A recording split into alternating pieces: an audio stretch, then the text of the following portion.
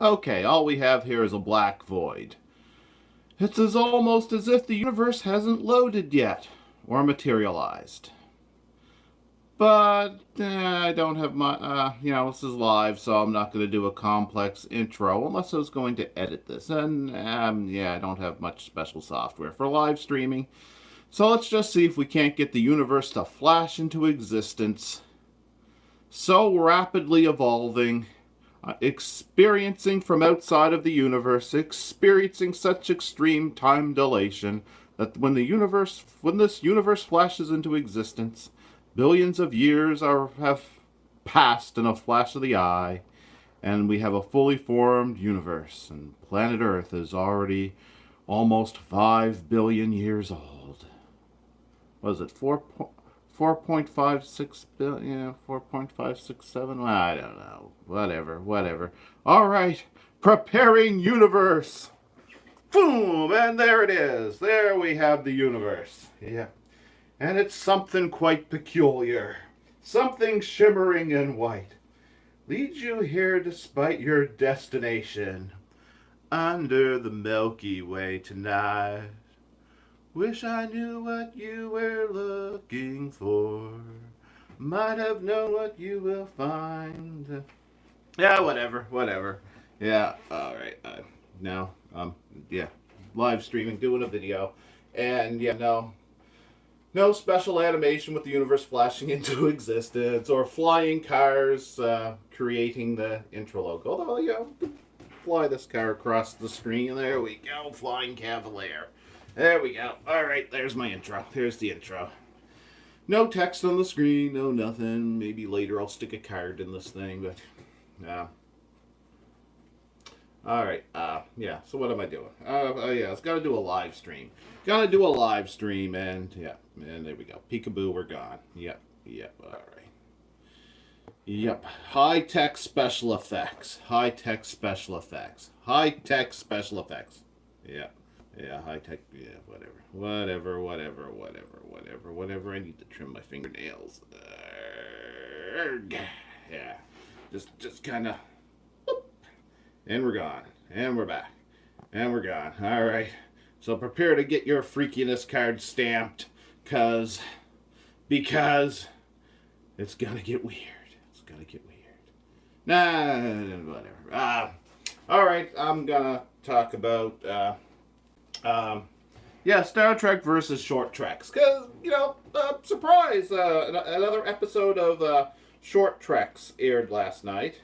It's basically a discount version of Star Trek Discovery, also known as STD, for it is an STD infecting the science fiction multiverse. Yes.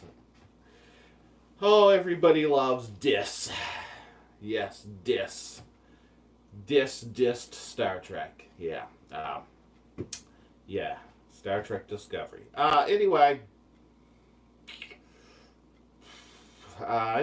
the short treks. Last night on the Space Channel, I'd forgotten it was going to air because it's just so special. All of a sudden, here comes, on the Space Channel, I had the Space Channel on, and all of a sudden there's short track. There's a new short track. Anyway, this new shit track came on, and, this one, Calypso? Yeah, Calypso, that's it. Star Trek Calypso. Star Trek Short Treks Calypso. Yeah, alright, that's the name of it. And well, I gotta say, it was better than the last shit track. Like, that means a whole lot. The last shit track, short track, whatever name. One's as accurate as the other. They try to call it a short track, but it seems kind of shitty.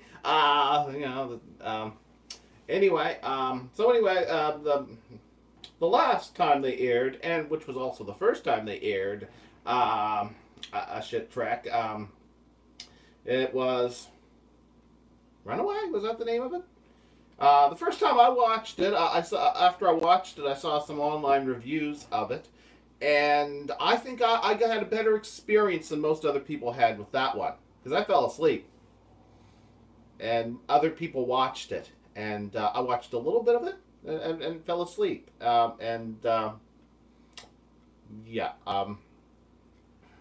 Yeah, but so, yay for me getting the best possible experience out of the episode. Um, I could have just turned on Netflix or stuck a DVD, activated a DVD or Blu-ray, watched Star Trek Enterprise instead, or a little bit of Next Generation or Deep Space Nine. That would have been nice, but no. If anybody who actually stopped and watched the Star Trek Discovery shit Trek. The last one, I'd say I got the best experience by falling asleep during it. But this time I didn't fall asleep. The first time I watched it, I was a little distracted because I was preoccupied doing something else at the same time, and I came away with the impression, this one's better. This one is above average by.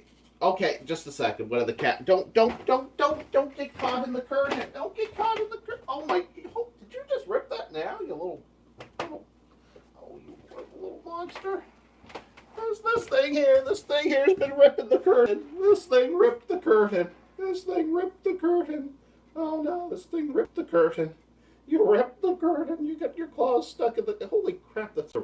You must have ripped that earlier and ripped it again. I don't know. Destructive. Destructive little critter. Oh. Yeah. Yep. Destructive little critter. Destructive little critter. Anyway, I actually watched this thing that kind of pretends to be Star Trek, and well, you're really staying still. You're staying still. You normally want to run around. You don't want to sit still this long. No, not normally. Anyway, so yeah, I actually watched this one. I watched it each time it was on. It aired 3 times. It aired 3 times. I'm trying to think. I watched it the first time, mildly distracted. The second time was a little harder to pay attention to it, and the third time was, what was it, like 4:30 in the morning? Because they tend to. Yeah, there you go. There. Oh wait, don't squirm. If you squirm, you're more likely to get dropped. All right, there we go. There you go. There you go. Run off and play and rip the curtain a little bit more. Little destructive monster. Anyway,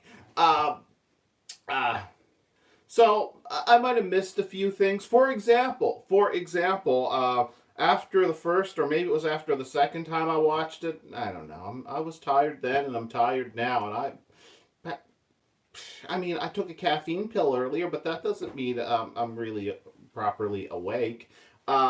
Anyway, caffeine. You're the only reason why I'm still here. You're functioning. I forgot what I was talking about because I don't want to think about the short treks. I looked it up, and anyway, yeah, alright, what I was going to say is I noticed the anti-trekker made a comment about one point where one of the characters is looking out the window, and he sees a shooting star, and for a minute you think, oh, that looks cool, and then you realize he's in space. And I didn't notice that, perhaps because I was watching it on a standard definition television hooked up to a satellite receiver with old AV cables, and I don't know if it's the fault of the television, because the television actually seemed pretty good when I used it with various things I used to use it. But I noticed a lot of stuff that airs on the Space Channel, I noticed looked darker and less visible more recently. Probably because they really want to broadcast in high definition, and yeah, I'm not bothering to. I'm not after my last high definition television burned out. I don't worry, but I don't care. Anyway, maybe it just didn't show up on the screen because of the resolution, but apparently there's one point where somebody's looking out the window and they see a little shooting star. And I didn't notice that. Visually, I didn't notice that. And I remember he said, a second after you see it, it's like, but they're in space. And it's like, I'm not sure if I noticed that. I probably would have been, that's wrong. What? Because as far as I can tell, the starship definitely didn't land on a planet. And it's a Star Trek ship, which most of which aren't supposed to land on planets. Unless you're in Star Trek Into Darkness, which for some reason they land in the ocean. Don't know why. That was like the most random idiot. What? It wasn't the most idiotic thing that J.J. Abrams movies ever did. But why in the hell did they start a movie with the ship underwater, and then not even give like a throwaway line of dialogue as to why they were hiding the ship in water? I mean, you could come up with a reason. You could come up with a plot line. You could come up with like something. Maybe they were hiding from Klingons who would have saw them in orbit, and the Klingons just went off and didn't go to this planet because they had to. I don't know. But that's actually about the only thing that I think of as dumber than the Star Trek Discovery and the short treks is the J.J. Abrams movies, with the exception of Star Trek Beyond, which actually was a passable movie. It passed as a movie. Watching it, it's all right. That wasn't bad. It wasn't perfect. It wasn't great. I'd rather be watching proper Star Trek, but as fake Trek goes, new Trek, whatever you want to call it, Star Trek the Alternate Series, as Star Trek the Alternate Series goes, not that bad.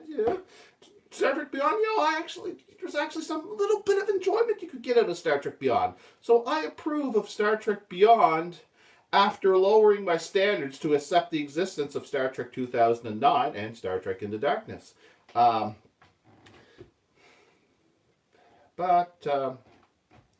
Anyway, so as far as I'm concerned, as bad as Discovery is, it's not like it was a new low point for Star Trek. We already hit that low with Star Trek 2009. And that's not me defending Discovery, that's just me saying it's like, well, we were already here. The Star Trek had kind of gone down the toilet. But yeah, that's pretty lame. That's like the special effects people saying, what's kind of cool? A little shooting star. And of all the space effects, message from Tinder. Oh, cool. And not only did it come up on that screen there, that's exactly what I need to do. Distract myself even more. So it came up on that one, it came up on this one, and if I had the other one turned on in the other room, it probably would have came up on that one. And anyway, I hate to leave somebody waiting, but I'm already doing this. It came up on the screen there, and which I doubt would broadcast. In fact, I'm not even sure I'm broadcasting. I mean, it says I am. I'm probably at such a low resolution. It's when I did that reference to a flying car, like I often do in the intros, but except I'm not doing an intro because this is live. For all I know, this is like too much of a pixelated mess. Maybe all you see is like a red blur instead of a car on the shirt. But anyway, back to the story. Like, Star Trek had already gone down the toilet, and whatever. And personally, how much did it faze me? I remember in the old days on the internet, everybody complaining about Star Trek Voyager. And me, I was disappointed in Star Trek Voyager.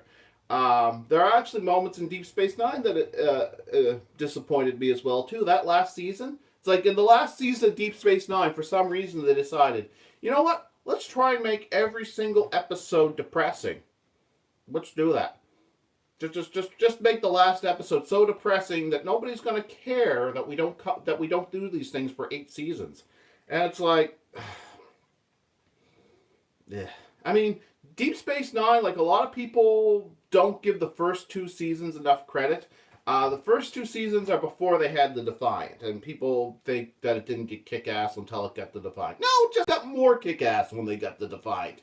And the Defiant is an awesome starship. But those first 2 seasons had some really good storytelling. Like, those first 2 seasons, they were just plain good. They were good. They weren't full-blown what Deep Space Nine was going to become.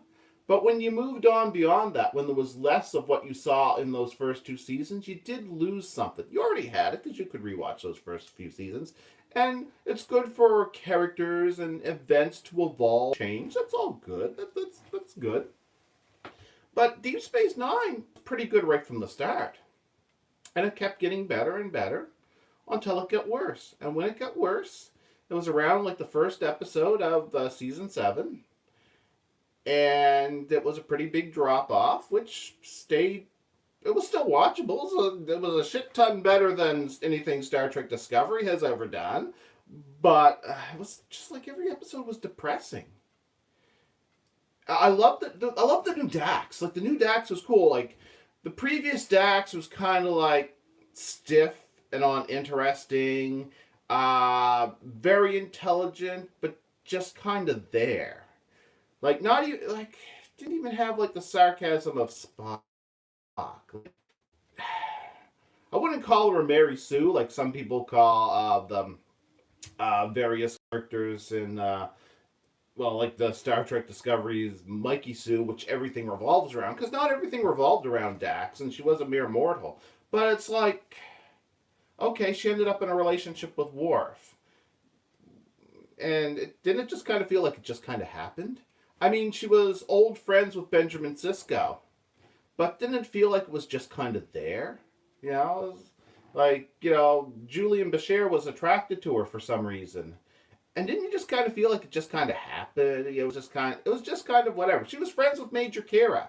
And it's like, didn't it feel like it was just kind of natural? That just, but it wasn't like a whole lot into it. Like, you know, then they bring in Ezri Dax, who was intelligent, younger, and had like a frustrated sarcasm, but she basically she referenced, you know, that she didn't really want to be a bonded symbiote, and that it wasn't something she ever wanted. And then when she had the Dax symbiote in her and all those memories from all those lives before, it was kind of like she made references to waking up and not even really remembering which life she was living, trying to remember which gender she was when she woke up, and like things like that. And she was like, it was like this kind of like she handled the whole becoming a Dax with a certain level of, I wouldn't say sarcasm, but it was kind of like it mattered. It was like it was an impact to her. It wasn't anything she ever really wanted, nor was she horrified by it. But I just felt the character was interesting. I don't know. But yeah, that was one thing I liked about the last season of Deep Space Nine was the new Dax. New Dax, good. Individual story writing, depressing. Not stupid like Star Trek Discovery. But Deep Space Nine is one of my 3 favorite Star Treks, along with Star Trek: The Next Generation on my all-time favorite Enterprise. But yeah, with Voyager, there was like too many episodes that just felt like the show was just there. They were following a formula that was one half Star Trek, one half generic network minutia. Because Star Trek Voyager, of all the Star Treks, was the most network feeling, at least in my opinion. It just felt like another cookie cutter episode, and kind of like a fair bit of sloppiness. We're just kind of like phoning it in. It's another Star Trek episode. And it didn't really work very well for me. I mean, I didn't hate Voyager, but it didn't really win me over. In fact, compared to the other Star Trek shows, I was fairly disappointed. And when people online were like complaining about Voyager, I was like, yeah, this isn't the direction I want Star Trek to go. I'll complain along with them to a certain degree. And then they announced Enterprise. And the thing about Voyager was Voyager got the most, when you think of like a first episode, Voyager actually got the biggest free pass of any Star Trek show before it. I mean, the original series was just the original series. I mean, there was nothing to compare it to. So it's hard to say how people reacted when that came on television. I'm sure there were a lot of old people, you know the kind of old people I'm talking about, that were like, well, there's some funny show on with space people on the TV. I ain't watching that. Yeah, I'm sure there was a bit of that back at the time. And whatever. But when it first aired, it was the first Star Trek. When Next Generation was even announced, people were complaining, what? They're doing another Star Trek show? But it's not going to be more of Kirk and Spock? It's like, nah, they're expanding the universe. But, yeah, I don't want that. I want more Kirk and Spock. And, of course, there was like, you could see jokes everywhere, magazines, whatever, about how Next Generation could never be as good as the original series. And personally, the first season of Next Generation takes a lot of flack for being one of the weaker seasons of anything Star Trek. But when I look back at the first season of Next Generation, and when I started watching Star Trek, I started watching like reruns of the original series and reruns of the first 3 seasons of Next Generation. And what I viewed, like each season of the Next Generation differently. And the first season of Next Generation, to me, felt like the writing and the tone was a lot like Star Trek the original series, except a whole bunch of stuff seemed to be retconned. And a lot of people will give a lot of flack with this episode or that episode for stepping on the toes of continuity. But Next Generation, as far as I'm concerned, was the biggest time anything got retconned, right? Especially when they started talking about the history of Earth. I mean, you go from Space Seed to Encounter at Farpoint, and like Space Seed, the last of Earth's great conflicts was, and I'm pretty sure it was referenced as World War III at some point as well too. Your third of your world wars or something like that. And I think later they referenced World War III as being later in the original series, but the last great global conflict that Earth had to overcome in Space Seed, stated as such, was the eugenics wars fought in the 1990s. Yeah. And then Next Generation gives us a pretty good description of the early 2000s when World War III actually was. That it was like, did they retcon the eugenics wars to be later? Totally ignoring on-screen dates stated by Spock. Or was it the retcon that wasn't the last great conflict? But then the eugenics wars, then it couldn't have been a complete world war. Like Next Generation retconned a lot, and it's like, I'm fine with that. You know what? Mainly because I normally hate it when stuff like that happens, and at the time I was kind of like, well, these dates in the 1990s. Like I started watching Star Trek around 1991, and there were new episodes coming on TV, but mostly I was catching reruns. When Star Trek first got my attention, when I realized, oh, there's an episode of Star Trek The Next Generation. Oh, I like this. This Star Trek thing is a lot better than that Star Wars thing that I had known a bit about and was kind of apathetic about. And I thought most science fiction was kind of similar, but I'm gonna keep watching the Star Trek. The Star Trek's actually good. Anyway, so Next Generation retconned a lot, and I noticed it. I often.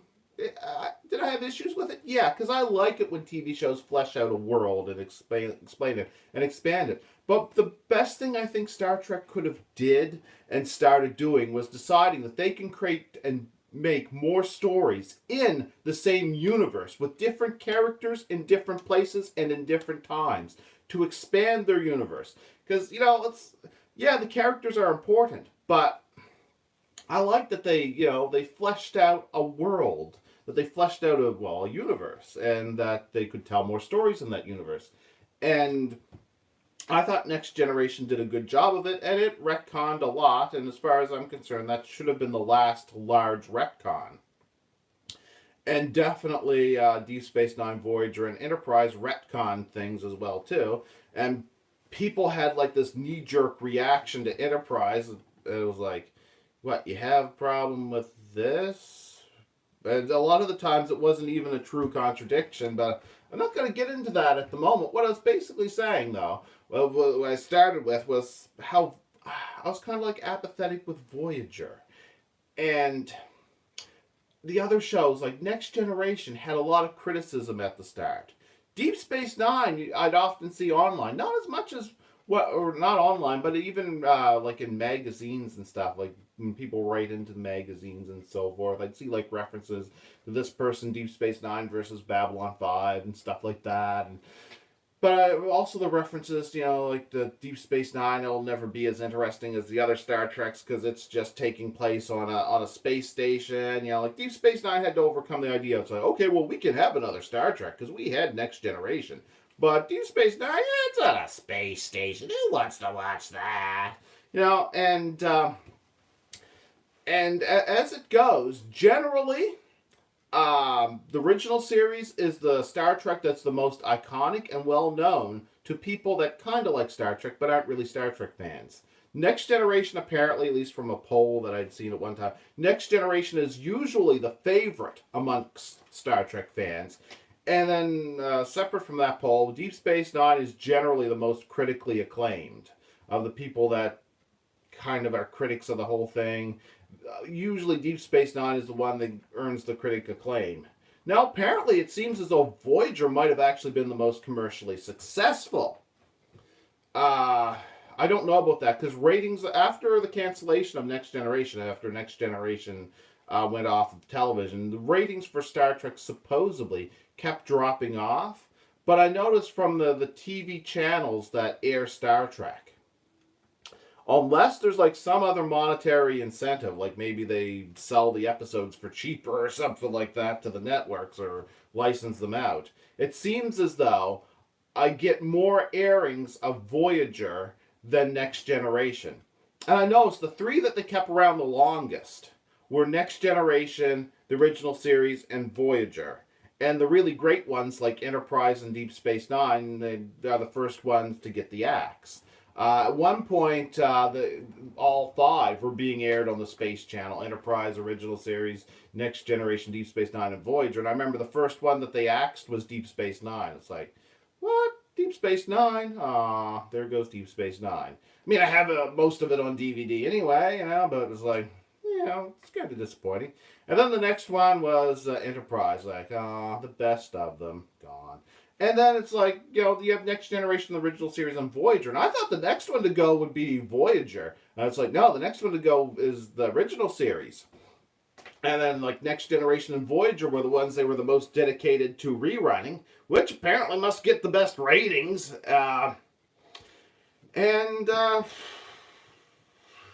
then I noticed when they have a choice between Next Generation and Voyager, it seems to be biased towards if they just air one, it's Voyager. And that's what I noticed from the networks. So, whatever's going on there, Voyager apparently gets the repeat viewings.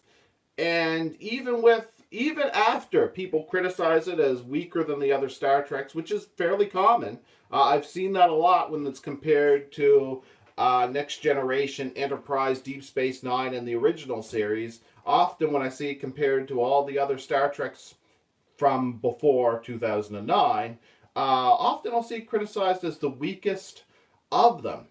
And even with that, I feel like it's overrated. Just by saying that, like, it doesn't, you know, but at the same time, it is watchable. It is enjoyable. In fact, they had, like, some of the best episodes Star Trek ever produced, such as the episode where they went back to 1996. I thought there were incredible flaws in it, such as how they used time travel and how they explained the time travel and blah, blah, blah, whatever. You know, wasn't exactly a predestination paradox because it didn't resolve itself by causing itself. But it kind of started off like something that would have needed a predestination paradox, even though I hate the logistics of a lot of the predestination paradox stories you'll see. There's that. But then it ended up resolving itself in a way that wasn't a predestination paradox. It's like, it's not that time travel is hard to wrap your head around. You just have to wrap your head around, like, different series of events. You have to wrap your head around, like, the timeline or timelines created by the time travel, those series of events, you know, before and after and whatever. And you also have to follow the timeline of the characters, who something might have happened in the future, then they go back. And to me, following time travel stories, not normally a problem. Problem is I find they're written in a way that they expect you to just ignore what's happening, and it's like, you know, there's ways you could rationalize what happened in that Voyager episode, but you're basically reaching for ideas and thoughts outside the episode and not what was shown, stated, or even alluded to in the episode. So, you know, but that said, other than that, I thought they put the characters to best use. A Star Trek show that used time travel and going back to Earth, top of the line. Like, that was some of Star Trek's best moments in that two-part episode. where Voyager ended up going back to Earth in 1996.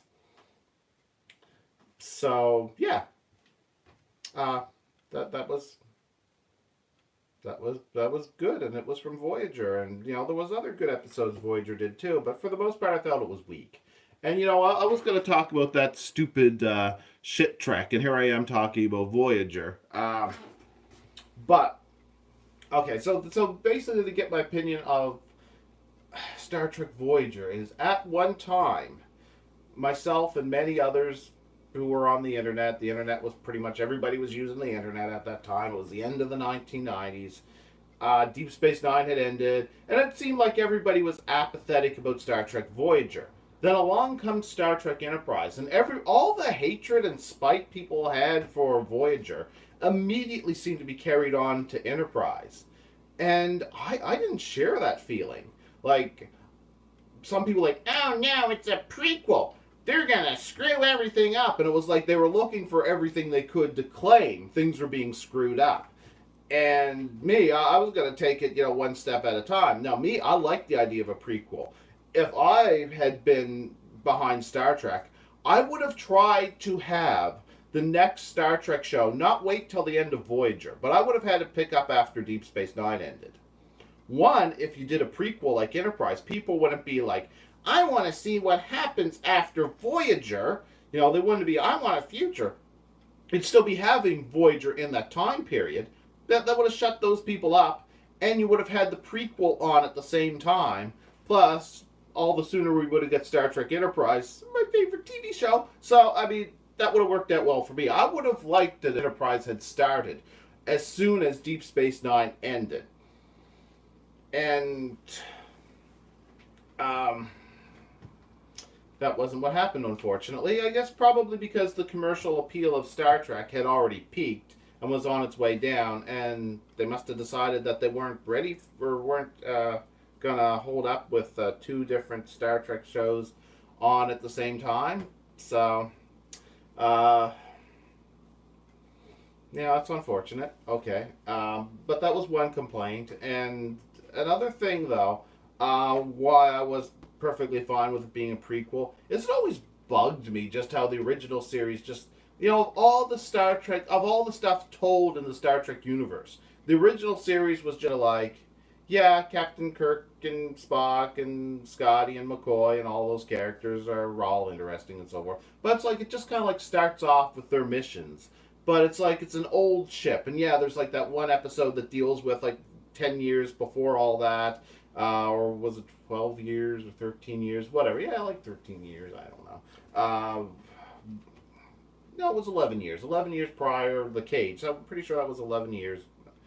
Whatever, it doesn't matter. Anyway, then there was like that one episode with a different crew, except Spock was there and all that. And I always thought what I'd like to see is like some sort of Star Trek series that followed Robert April, the first captain of the Enterprise 1701, and just around that. That's what I wanted to see, was a series revolving around that.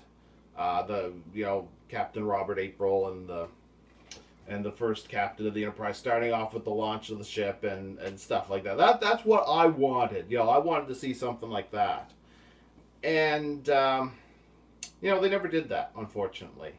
Never got that. There's some novels, which are considered beta canon, but never really got an official story with Robert April and the really true early days of that Enterprise.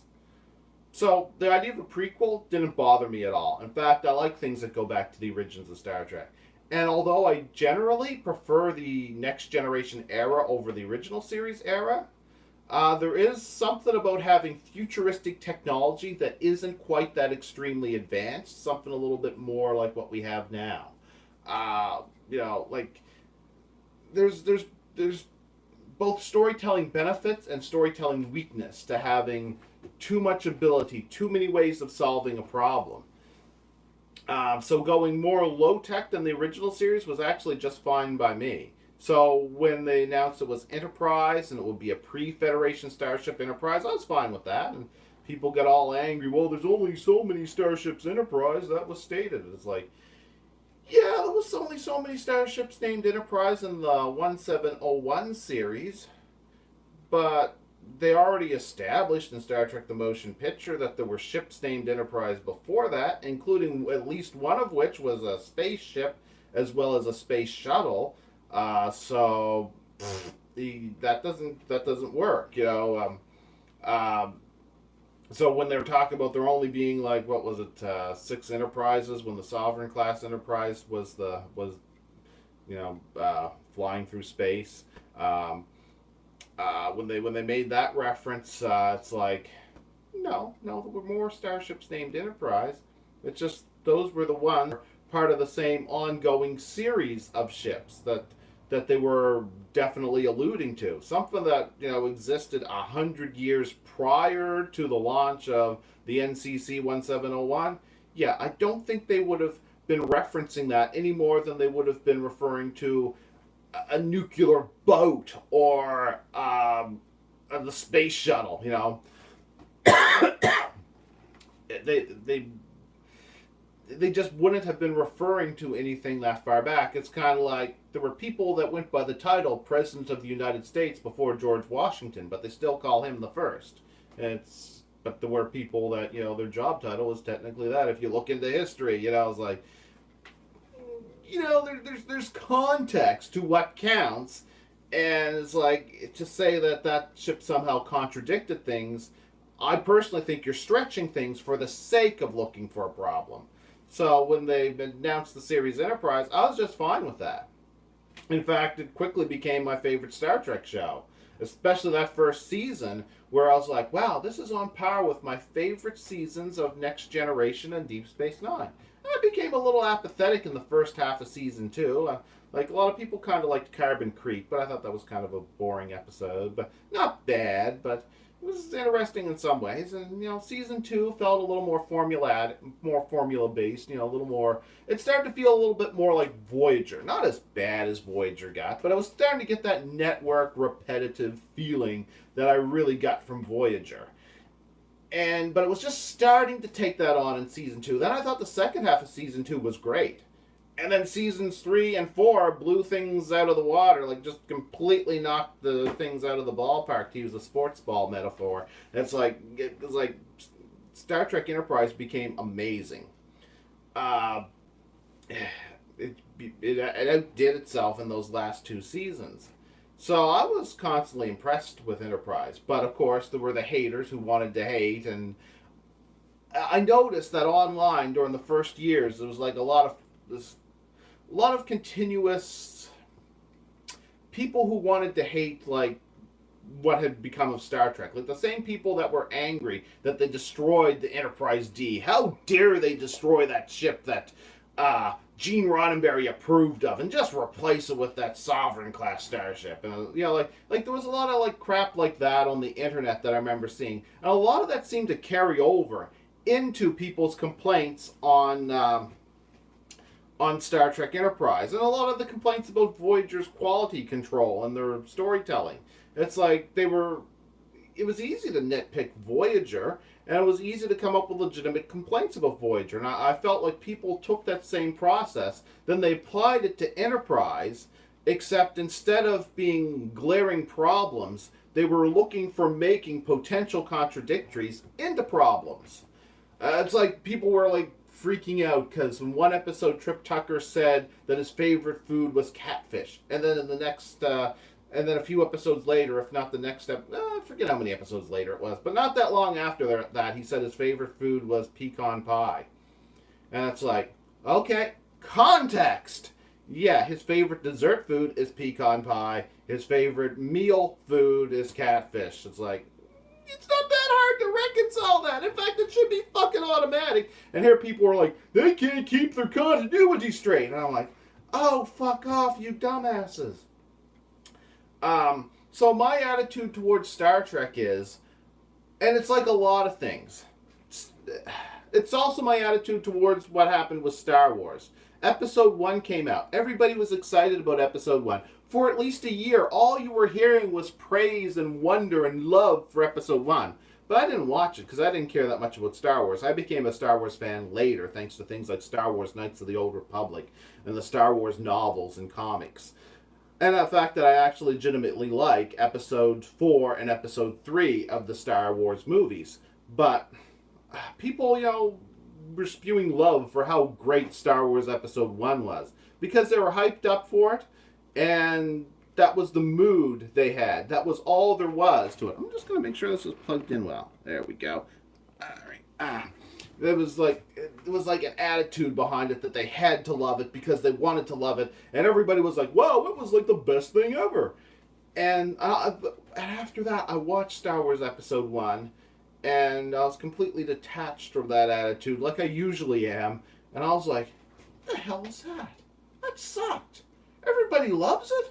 It's like, well, Star Wars isn't really my thing, but it's like, what? This is what people are going on about being so great. This damn thing. Ugh.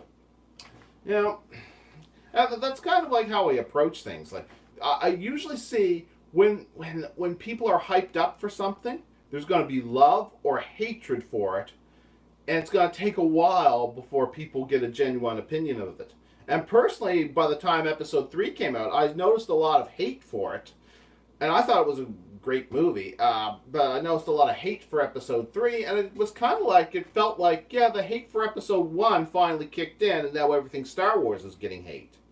Then you have Star Trek 2009. And they promoted it like it was a Fast and Furious movie. I used to joke it was Fast and Furious in space. Star Trek, Fast and Furious in space. You'd have like the scenes of like the orbital skydiving, you'd have them hooting Yahoo or something like that, and Sulu getting out his fold-out katana ready to fight on top of that space object that was hanging down in the atmosphere of that planet. And then I watched it, and just to go back to that scene I referenced, when they did the orbital skydiving thing, I was like, why didn't they just push some remote control torpedoes out of the airlock instead of sending skydivers? But they sent skydivers down there with explosives. And I was like, explosives? Are the explosives that important? Like, is the yield that high? Well, while they're like skydiving down towards this thing, why don't they start shooting their phasers at it? See if they can't do damage with phasers. I mean, phasers are supposed to destroy stuff at the subatomic level. It's supposed to be capable of liberating nuclear bonds. They have settings from this'll jolt you and stun you to I can destroy a mountain with setting 16. It's like the access to things they could do. They did this ridiculous skydiving scene from space just to, I don't know, to look extreme, to look like it was a Mountain Dew commercial from space. Do the space do, motherfuckers. It's like, it was just felt so stupid. Painfully stupid. And I'm like, well, why don't they fire phasers at it? And then they land on the thing, they lose their explosives, and I'm like, all right, the explosives must be so powerful that you can't just blow it up with ray guns. Then they end up fighting, a bunch of Romulans on the fucking thing, lose their explosives, and like, well, we managed to take these Romulan blasters away from them. Let's just fire at them with this Romulan disruptor, which is relatively comparable to a phaser. And it's like, then they destroy it with the disruptors, and I'm like, you fuckers have phaser technology. You could have been firing your fucking phasers while you're skydiving down right above the fucking thing. You could have been blasting the motherfucker the whole fucking time before you get anywhere near it. It was fucking stupid. Very, very fucking stupid. It's not, and that wasn't the dumbest thing in it. And there's like that annoying numb tongue scene, and the annoying scene where you're waiting for them to get Scotty out of the brewery, or what was it, engineering? Or was it the septic system? I don't fucking know. But there's like a scene where like Scotty accidentally beams into the water tank. He's like going down the tube, and it's like, all right, well, how long till this gets over? Because it wasn't fun. It wasn't exciting. You knew they were going to get him out of it. They weren't going to kill him off then. If they did, I wouldn't have cared, because he was did animal experimentation on Admiral Archer's Beagle. It's like, oh boy, they mentioned Admiral Archer. Yay, reference to Enterprise. Well, he did what? He's doing live animal experimentation? Transporter experiments on somebody's Beagle? Fuck that asshole doing fucking animal experiments. That's like, yeah, alright, introduce Scotty, then make us hate him. Good idea. good idea. That was after they landed Kirk on a planet rather than putting him in the brig. They toss him out in the escape pod, and he lands on what's basically planet Hoth. And I was like, and he runs from a space monster, which gets attacked by another space monster, and then that space monster chases him. Even though the other space monster probably would have made a better meal, but then this other space monster's like chasing him, and it just happens across Spock. Just happens across him. It's not like it's a big planet or anything like that. It's not like it's a planet big enough to hold an atmosphere. Oh wait, it is. And it just happens across them. Okay, let's just say that there's some reason why both of these people are somewhat close to the outpost on that planet, which apparently is far enough from... and the cat's gonna pick at the curtain again. No, she stopped. Which was apparently big, Okay, stop that. Stop that. Stop it. Stop it. Stop it. Stop it. Don't do that. No. Oh, it's on the outside, isn't it? Looking out the window there. Looking out the window. Picking at the curtain. Picking at the curtain. He's picking at the curtain. Don't pick at that curtain. Yeah, anyway, basically Star Trek 2009. Incredibly stupid. I would say dumber than Star Trek Discovery. And that's saying a lot, because Star Trek Discovery was pretty fucking bad. I mean, really bad, but... Anyway, what was I gonna say?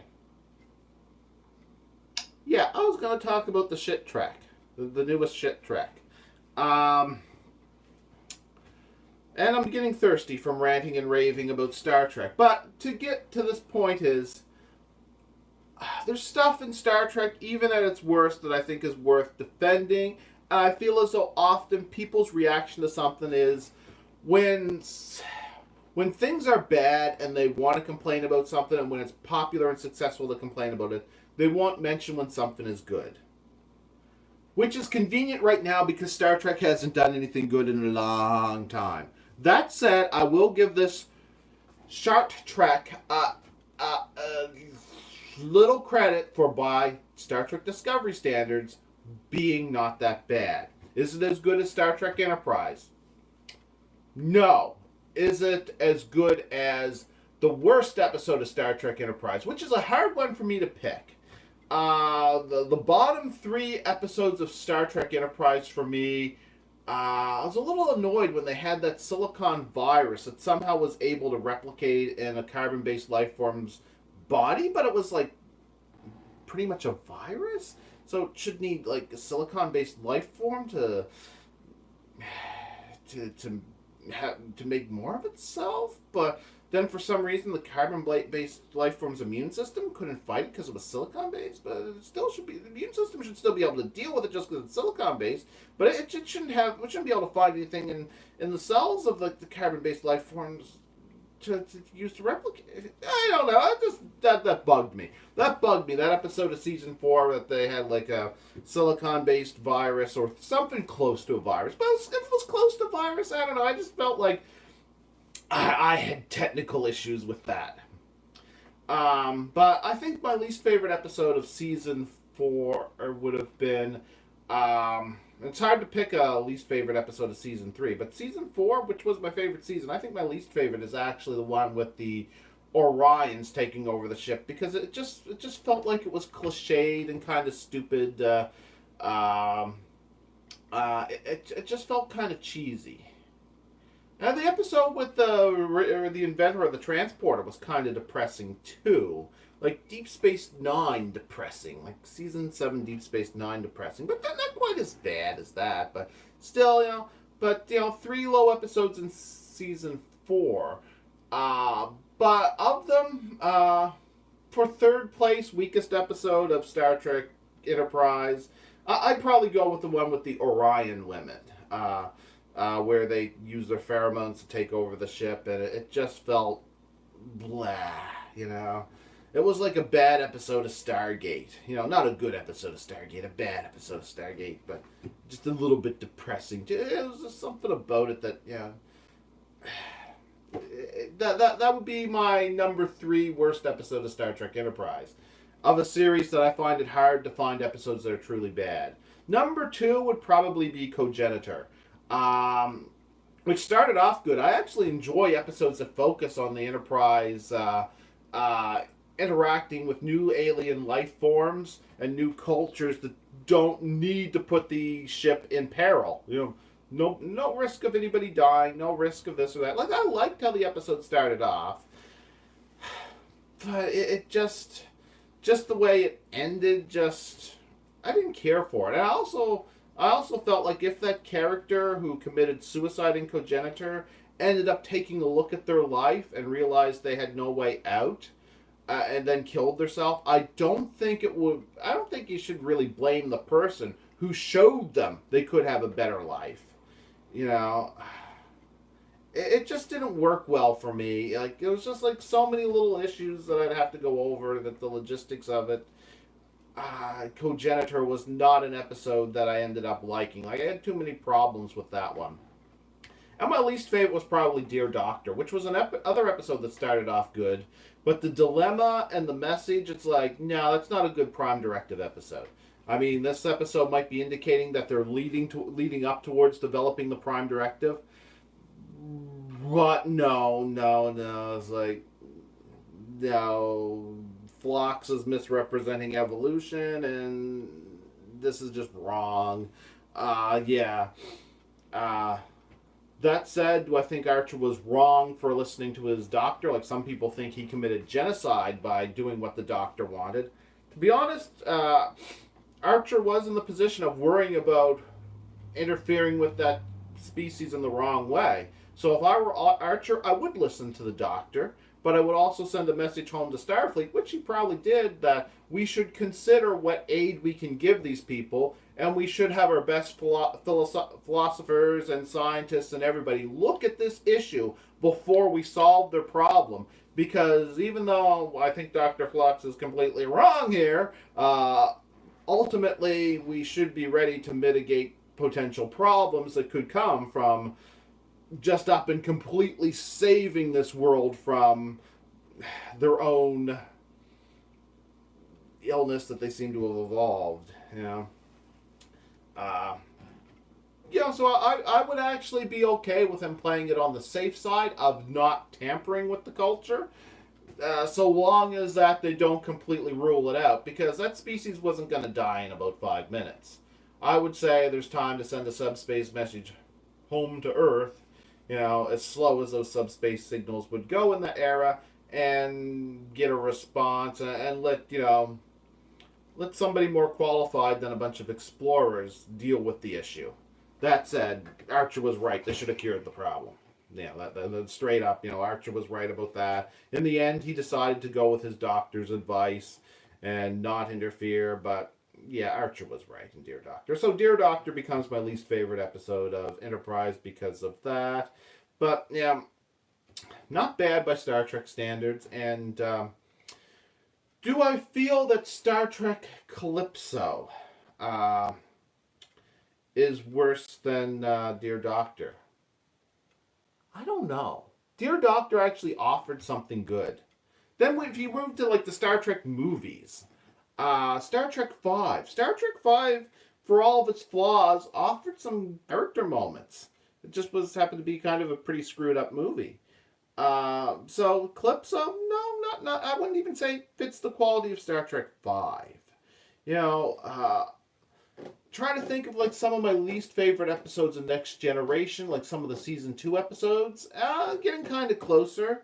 Worse than a lot of people think of Threshold as the worst episode of Voyager. And yeah, I guess so. It's probably one of Star Trek's low points. Definitely one of Star Trek's low points. But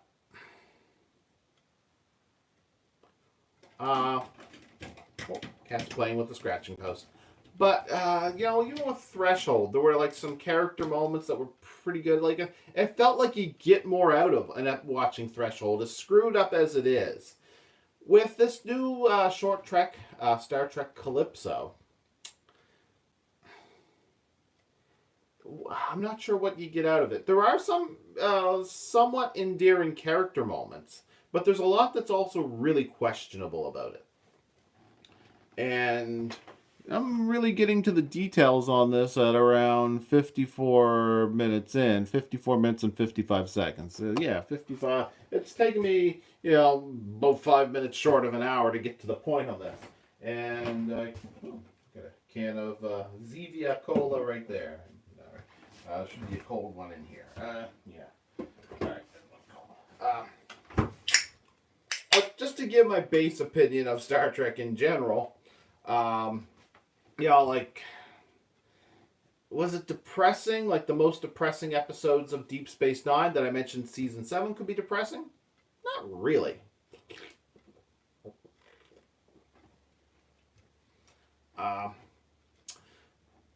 It's hard to really pinpoint how I would place this as Star Trek, except it's not Star Trek, It doesn't work as Star Trek. Not very well. It was definitely better than most of what you'll see from Discovery, though.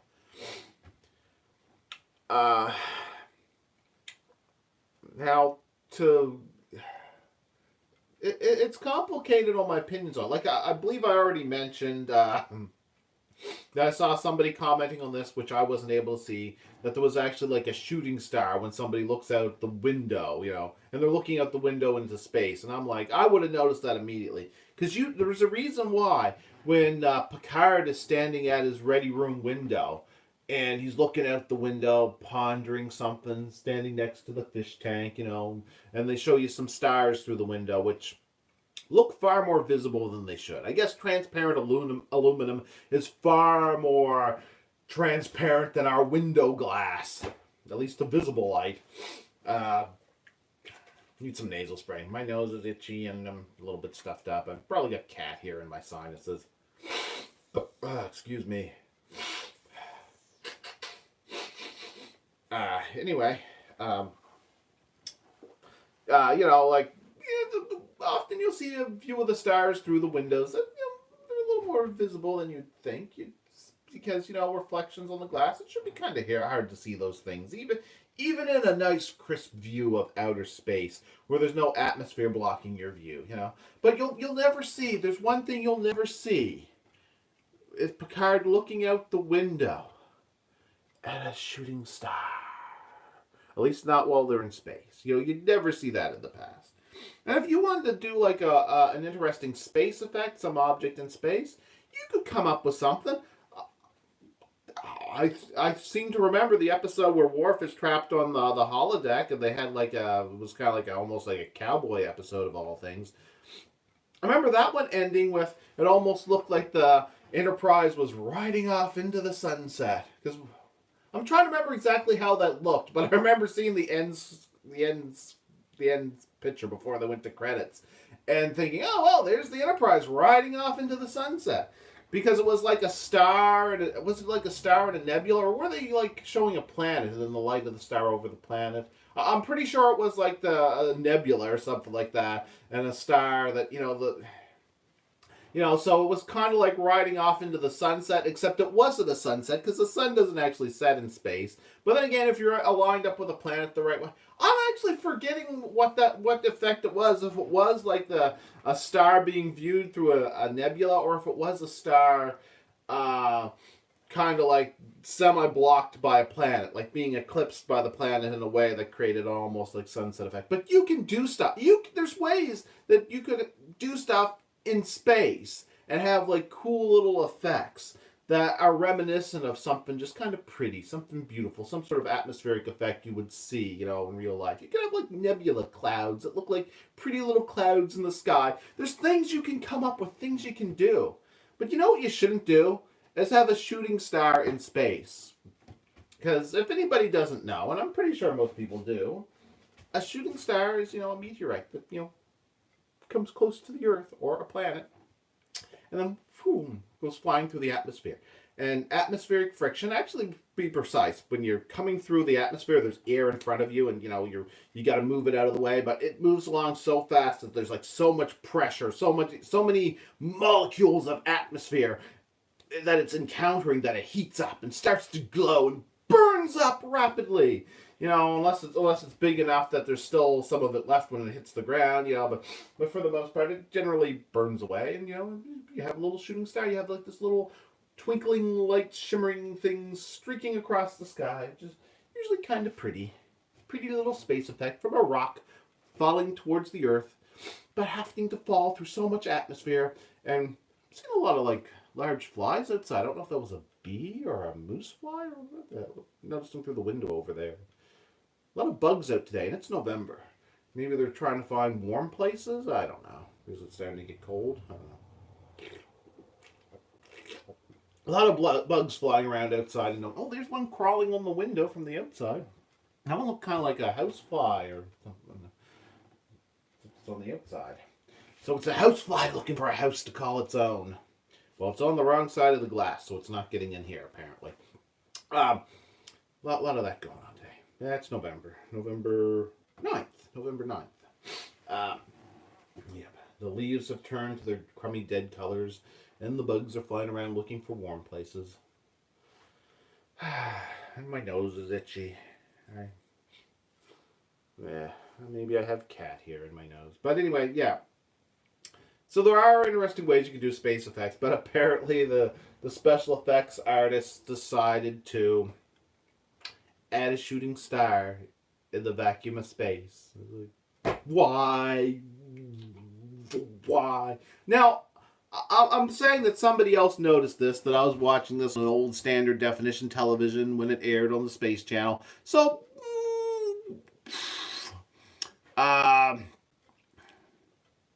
yeah, maybe I'm wrong. Maybe somebody made that as a mistake. I mean, I can't watch this online because they don't stream it online here in Canada. Because apparently they're like, you can't watch that at will. It's like, well, nobody really willingly wants to watch it. Netflix wasn't willing to pay for it. Netflix, Netflix basically funded Star Trek Discovery. CBS Online wanted this crap to get people to subscribe to CBS Online. But that was only in the States.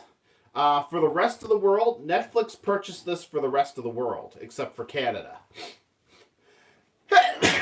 Excuse me. And when Netflix... Oh, I nearly stepped on you, little cat. The cat. Oh, cats just want to get stepped on, I guess, walking under your feet. Oh, my. Oh, something went bleep. But it wasn't this device up here. It was this one down here. And, it was from...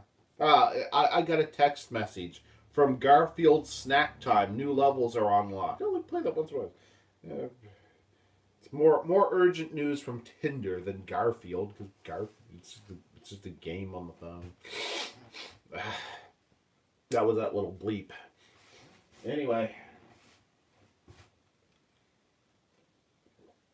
More cola. Anyway, so... It's like... I saw an argument online about the realism of... There was a line in the last season of Star Trek Discovery about a space station being taken by the Klingons 100 AU from Earth. They got that close to Earth during the Klingon War. And as out of place as that Klingon War is in Star Trek... somebody was like defending the fact that they took a base. They said, well, there was a Deep Space Nine novel that referenced an old star base that had been abandoned at the outer reaches of the Sol star system, which would have been about 100 AUs from Earth if you were to think about its location. So technically the idea of a base being out there has been thought of before, but the only thing is that there would be a mistake on the special effects crew, on their part, to put the base orbiting around a planet that looks like Earth, because you'd be too far from the sun at that point for any planet to be lit up like Earth is. And everybody else was like, no, it's just wrong to have that. And no matter what, even if it was going to be like some sort of abandoned starbase at the outside of the Sol system, the episode was still a pretty screwed up thing when they said they were 100 AU from Earth, because they basically made it to the Sol star system at that point. you know, it's like a pointless trip to go any further to Earth. I mean, well, it's not pointless. You're there. It's like, you know, basically, if they're there, they just didn't assault Earth. So apparently, there's no starships to fight them and to defend Earth. I don't know, but somebody was actually pondering that you know, you could have a star base, or you could have an old abandoned space station at the outer reaches of the, you know, that idea existed before. But whether it existed before or not, that was still like a bad idea and a bad episode.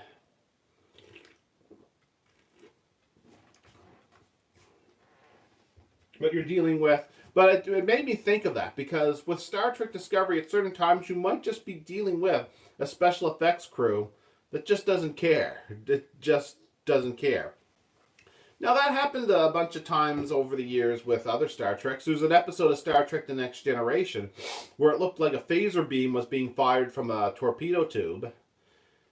Which doesn't make much sense. I mean, theoretically, you could have like a pop-up cannon that slides up inside the tube and a phaser cannon firing from in there, but it would be the only time that some technology like that was ever referenced. So, I mean, and it's not even being referenced. It just fired the phasers and it looked like they were coming from a torpedo tube as an error in, you know, Next Generation, you know, the special crew, you know, and various times starship sizes, especially in Next Generation and Deep Space Nine, where they were like, you know, well, this looks cool. Things aren't to scale anymore, but we think it looks cool to have this ship look about this big here and that ship there. You know, it should be, you know, kind of lined up with it. But if it was lined up with it, that ship would be like so much larger. But, you know, it's like, yeah, it looks cool like this. You know, just let it go, you know. A lot of that happened in Next Generation and Deep Space Nine as well. Enterprise, Enterprise, there was like a certain level, there was certain questioning of how many phase cannons it had because they referenced that it was originally planned when they were not planning to make it a very heavily armed ship to carry 3 phase cannons. And it would have 3 phase cannon ports. Now, prior to this, they already showed that the ship had plasma cannons all over various locations on it. And plasma cannons were known for being perfectly fine for shooting down asteroids, so it's possible that they were thinking of using plasma cannons as a type of point defense weapon in a, I don't know, meteor storm of something. Well, you wouldn't get meteor storms like that in space, but maybe they, you know, had that plan. So it's, since they already had points where beam and pulse weapons could be, it seems reasonable that the plasma cannons could be upgraded to phase cannons since they established they have everything on board the ship to build and maintain the phase cannons, even building them from scratch. So it's kind of like, yeah, that would make sense that they would have like various firing points all around the ship when they decide that, oh fuck, we're going to need to fight a lot, and we're not just going to be shooting people at a distance where we have time to make sure that everything's lined up. You know, we're going to need these firing points all around the ship. You know, that would stand to reason. Because it was actually a plot point that they originally wanted the ship to be lightly armed. They didn't want to make it look like something out there that was going to be picking fights. But then they ended up fighting so many aliens that's like, yep, we need to invest in, you know, stronger hull plating, and we need to upgrade the weapons, and that's what they did. So like that wasn't much of a contradiction, but to a certain degree, it kind of looked like the special effects team. You know, like they wrote the episode, they put it into production. It's like, well, where's a good place that'll look like the phase cannon's firing from? It was fired from there or there. Though actually, it was already established in the first 2-part episode that there was quite a few points on the ship that were not phase cannon points where they had plasma cannons. And actually, one thing wasn't truly established. It was never truly established if they ever stopped using the plasma cannons. Because although usually plasma cannons were shown firing a pulse, you end up seeing that the shuttlecraft that are equipped with plasma cannons, those plasma cannons actually could also fire beams, much like a phase weapon.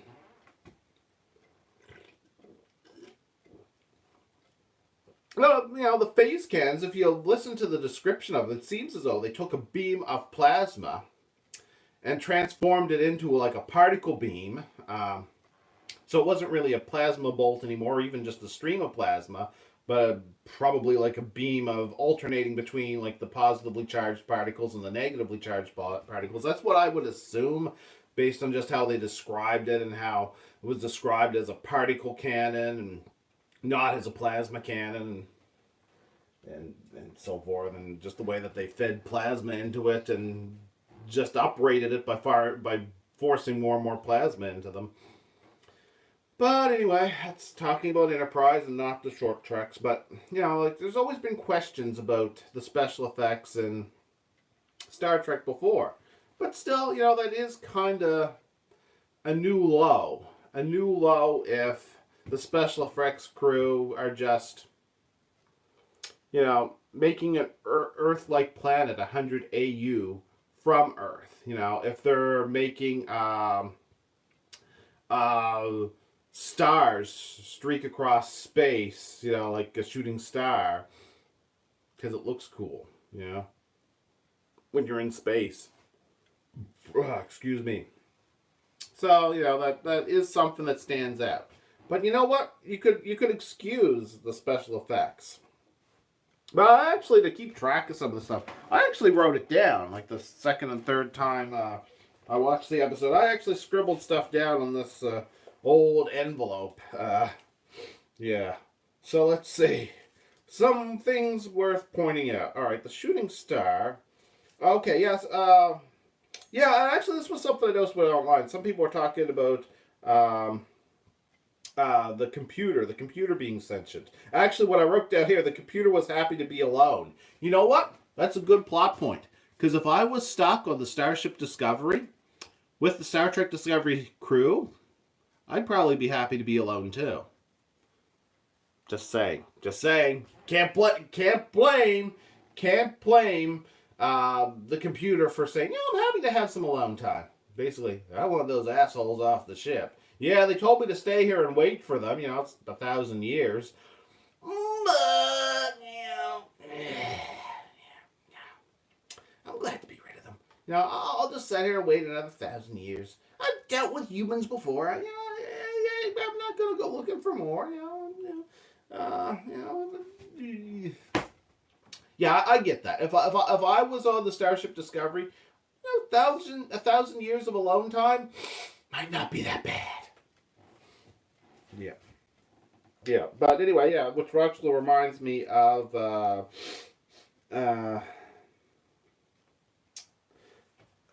some people said that there should never be a computer that advanced before the M5, referencing how you can argue with the computers, reason with them, and then you have this like sentient computer. I think that was a comment made by the Anti-Tracker. And I thought to myself, it's like, well, the M5 was exceptionally advanced. All of this could be an emotional computer. And it doesn't necessarily mean it's more advanced than the M5. Actually, maybe it's a predecessor to the M5 because Discovery takes place before the original series. But actually, this is 1,000 years later. And we have no idea how the ship got into that condition. So I'm not going to hold that against it. Actually, when you have like the giggling computer, not only is it a throwback to a version of the computer that the Enterprise was installed with, not because it was a new and advanced computer, but because they went to a planet that it was their kind of thing, and they gave the computer a female personality, was part of the dialogue, which actually seemed kind of sexist. But that they gave because it was a female-dominated planet, gave the Enterprise like this giggling, annoying computer. It was kind of like a sexist line, but they probably, there was like something similar on the Enterprise, though it did seem to be less sophisticated than this computer. But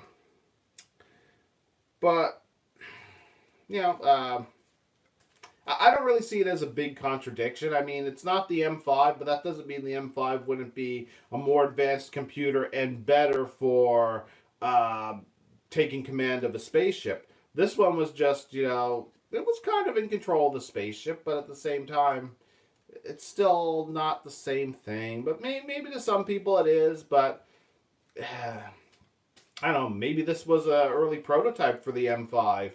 Uh, who knows? But I don't have an issue with this, especially considering the episode ends up taking place 1,000 years in the future. Maybe it was a computer that was designed with the ability to grow and evolve. Maybe it's something like the Doctor in Star Trek Voyager, which was supposed to be a simple program, but they let it run long enough that it basically took on its own personality. It developed its own memories and basically became its own individual and even becoming a sentient being.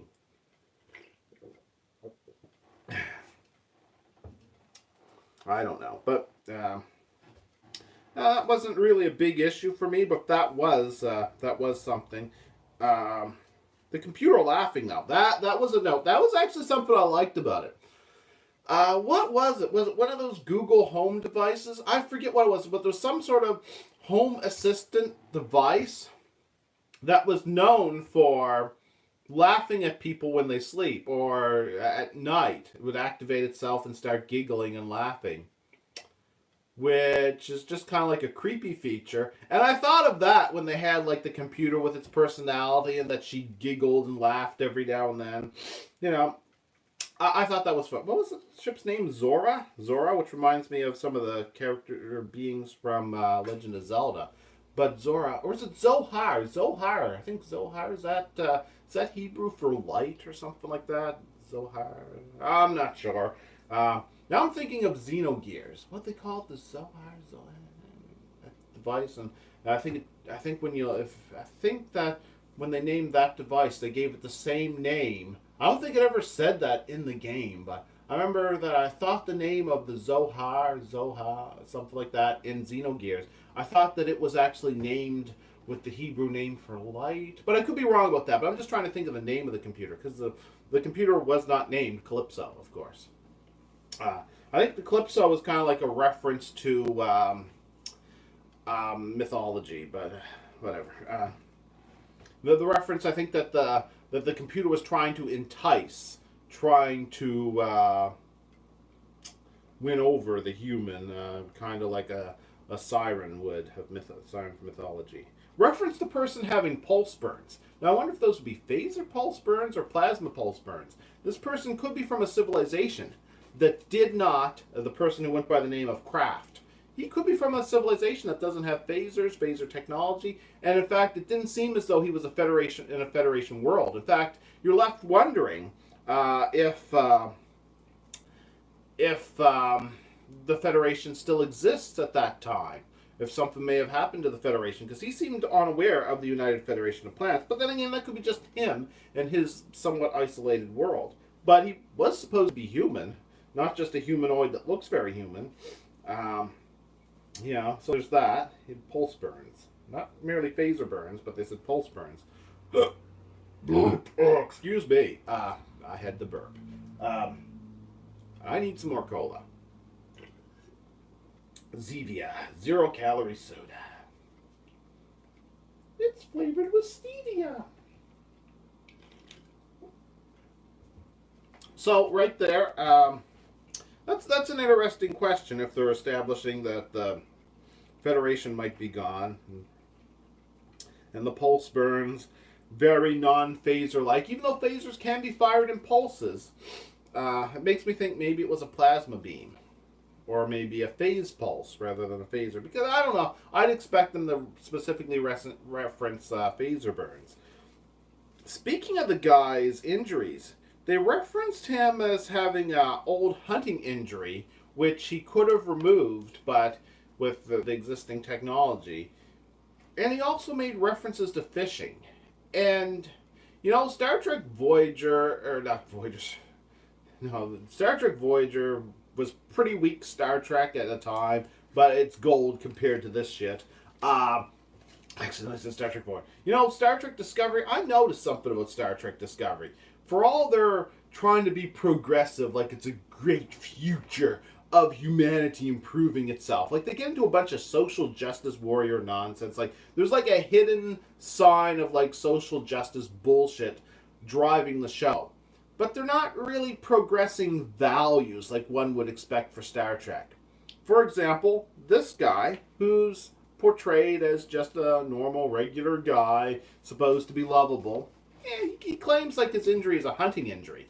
Now, one could say that he didn't say what he was hunting for. It could be the enemies that he's at war with. But I just find it kind of weird, a human of the future, with all the bullshit they went through and trying to make this show look progressive in how portrayed its humans. Not really progressive. It's really quite regressive. And it's like, really? Somebody 1,000 years in the future hunting? I mean, I know they're establishing his world as pretty primitive and crude in a few references. I don't know, that seemed pretty bad to me. Pretty lame, I thought. Especially given that this is Star Trek. And there was also a reference, I think, where he made it sound like fishing, too. Yeah, I find that interesting, because there was a line in Next Generation, I think, that referenced that Riker had gone fishing at some point in time.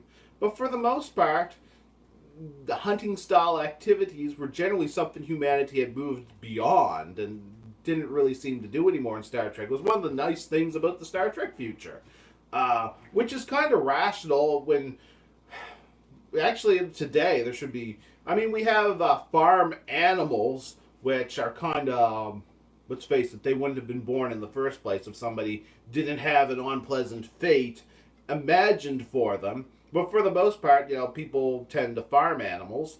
And for the most part, it does seem kind of crummy that, they're also seeking out the beings that are just wandering the woods, minding their own business. And, it's like, they're obviously not feeding themselves from hunting today. That's pretty rare. I mean, some people would make up excuses for it, but, it's hard to really justify hunting today, other than people do it and people accept it, But by the time period of Star Trek, I believe in Enterprise, they established that hunting went out of style for humans at least 100 years prior to that episode. And it's clear that although they're not going to interfere with alien species, that it's not something that the humans are going to do. In fact, Reed, who loves weapons, made the comment to Archer that he wanted to, watch the hunting party in action, but he pointed out that he's not going to harm any of the animals, for obvious ethical reasons. They're not going to interfere with the people, so he wants to see how those weapons work, because, he gets at least a half chub for guns and explosives. Reed likes weapons, and he's like, oh, I want to see how these weapons work. Can I go watch these people? I'm not going to hurt the animals, but can I go see these? He had that kind of attitude, And it's kind of clear that, humans move beyond that sort of thing. Yeah, it's not really referenced in the original series. I mean, you think that they possibly still raise animals, animals that owe their existence to humans planning an unpleasant future for them. But, beyond the fact that there might be still some farming in the original series, which I don't even know if they referenced animal farming in the original series. There was one weird scene in The Trouble with Tribbles at the end of it, where they referenced that Gene Roddenberry wouldn't have liked it if they had there's like this joke where Kirk goes, Scotty used the transporter to get rid of the Tribbles. You didn't beam them into space, that moment. And I remember seeing in an interview with Roddenberry's son, was it whatever his name was, something Roddenberry. He basically said that that was a very positive moment at the end of it, because Gene Roddenberry was very much thought it was very important that animal rights and treating animals well. That they didn't beam the Tribbles into space, and I thought to myself, yeah, you didn't beam the Tribbles into space, but you beamed them into the Klingon engine room. So unless the Klingons are a particularly humane group of people who treat animals well, and they're not, it wasn't really that much different than beaming them into space. But nonetheless, there was a point where the idea of killing the tribbles was considered kind of horrific, and it kind of would have been horrific to just beam them into the vacuum of space. But really, I mean, the Klingons are probably stomping on them and chucking them upside the wall, or maybe beaming them into space themselves, or taking a bite out of them when they get to feel like a snack. I mean, the Klingon, the Klingon engine room is not going to be a pleasant place for tribbles.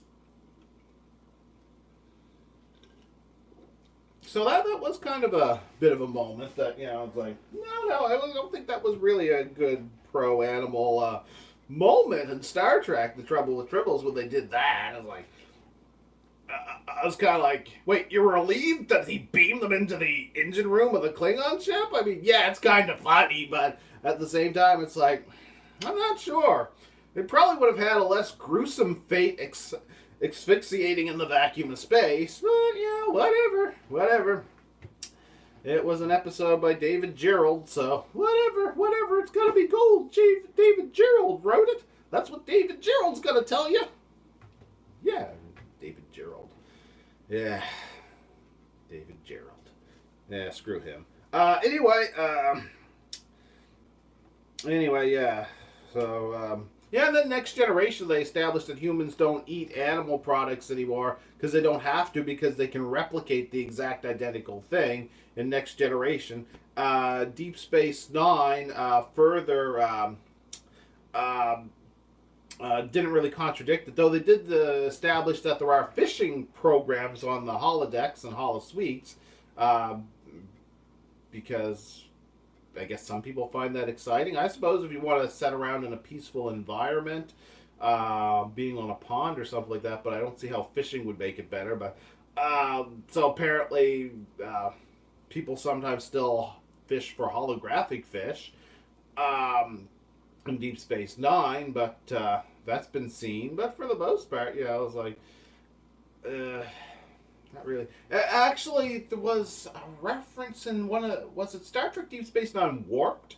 A novel where somebody was like brainwashing. I forget what it was they were doing, but they were basically warping people's minds using a holodeck program. And what the person would do is I don't remember. It's been a long time since I read the book, but one of the things that was being done to warp people was making them watch. I think was the person would be fishing, and of course that involves torturing a fish, bringing them out of their appropriate environment and into the air, and making them suffocate and or killing them. And then they were like, I think there was a reference to them. They were about to cut open a turtle or something like that, like doing gruesome things to animals as a way to. I think it was trying to make people more psychotic, but I forget. It's been so long since I read Warped, or maybe it was the audiobook version of it I listened to.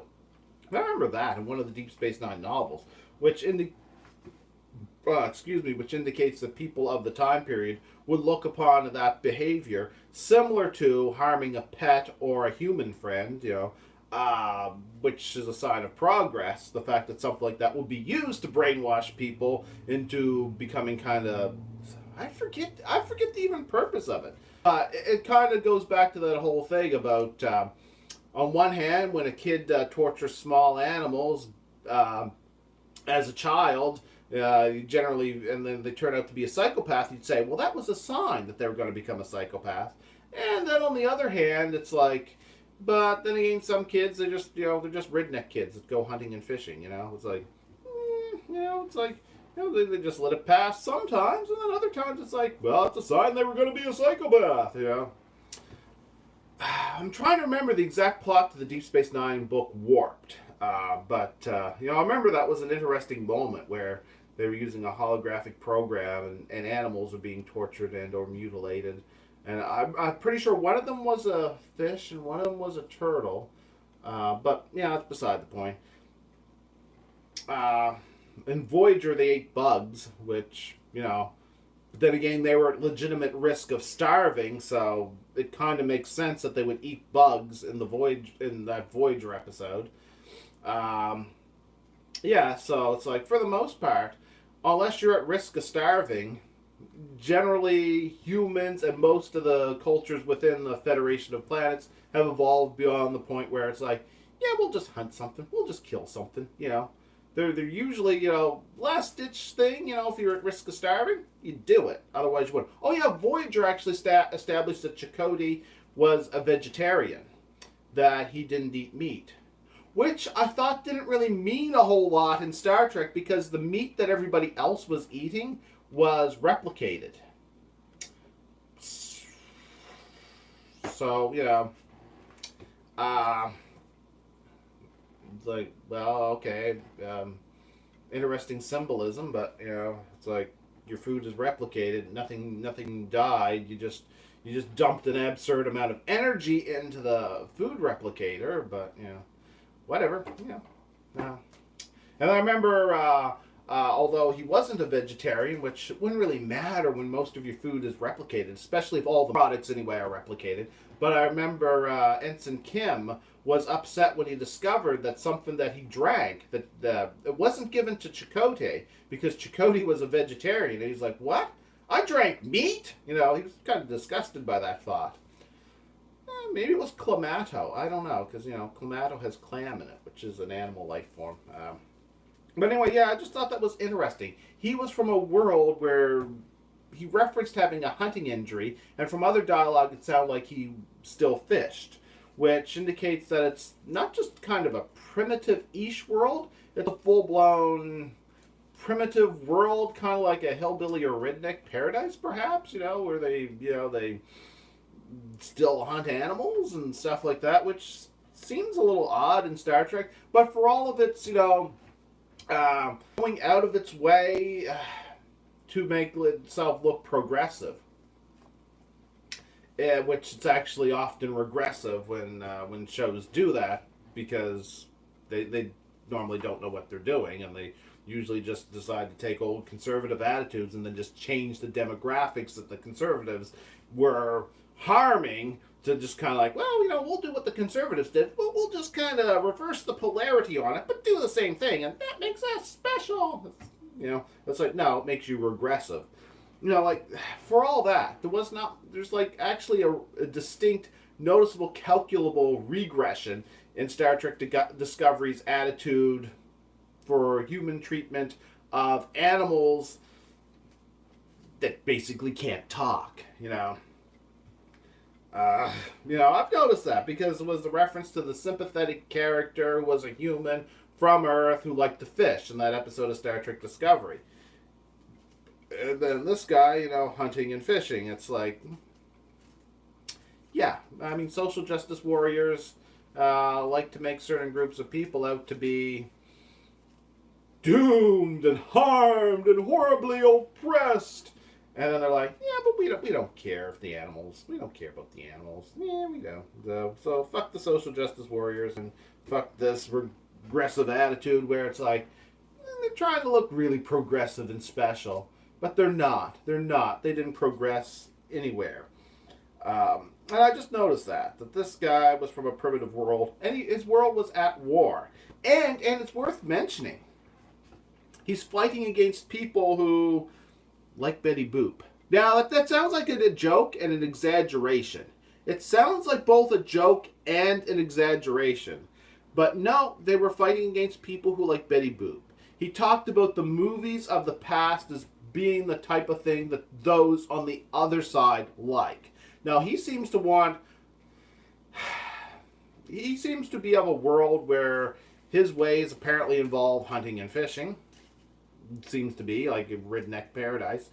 And he seems to hold a dislike for culture.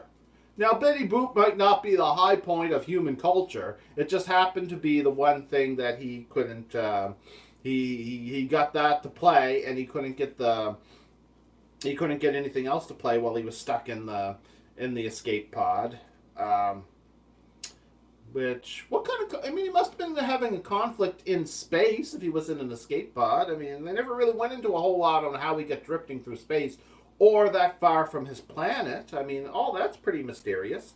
But yeah, I mean, He was in a war. The enemy is a bunch of people who dislike old media like Betty Boop and other stuff of the past. And you know, you have to wonder from a cultural perspective of people who care about media and so forth, and you know, it kind of sounds like he would be culturally the bad guy. Uh, from the culture with the reduced concern for the treatment of animal life forms and with a disdain for media, entertainment, the arts, you know. It's kind of like when Gavin McInnes criticized people who like video games, and then he also went on to criticize other stuff that's imaginative, like a reference to uh, Batman and stuff like that, and Star Wars. And basically, he seemed to be anti-imagination, and went on and made some references that it's okay to read a little fiction, but you know, it's like it's not really a good thing. And it's like basically, Gavin McInnes was anti-art. He's known for being full of shit a lot, but Gavin McInnes, I still remember that, I forget the name of the video, where he was discussing, on behalf of the rebel media, you know, because he's such a rebel, the hipster conservative. Okay, that doesn't fit a mold. Well, I'll give him points for being some sort of a rebel. But basically, his attitudes was somebody's old great grandfather going, yeah, these new kids today with their Ataris, yeah, that's not good for them. They should be out there. They should be out there mining better rocks out of bad rocks and killing their back and dying. Yeah, they shouldn't be trying. What are these idiots out there having fun for? They should be out there working hard, then treating their aches and pains with booze, and then dying at the age of 35. Stupid young people. That was basically Gavin McInnes' attitude. He was basically an old fucker that disapproved of art. Yeah, and I mean that was pathetic, but you know that's Gavin McInnes. But no, like there's like that attitude. You have to wonder, like the cultures that were at war. Looking at this guy and what he said that is a thing of his enemies, I'm gonna say that, you know, if I was stuck on a planet with these people, so far I'm thinking I'd want to be on the other side of that conflict. You know, if I was firing a phaser at somebody, it wouldn't be the person that's like, yeah, Betty Boop, yeah, that's not important. Yeah, you know, well, Betty Boop specifically, no, I'd agree, not that important. But you know, if I had to phaser somebody, it wouldn't be the person that's, you know, culturally into killing various life forms and has a distinct anti-media and entertainment attitude.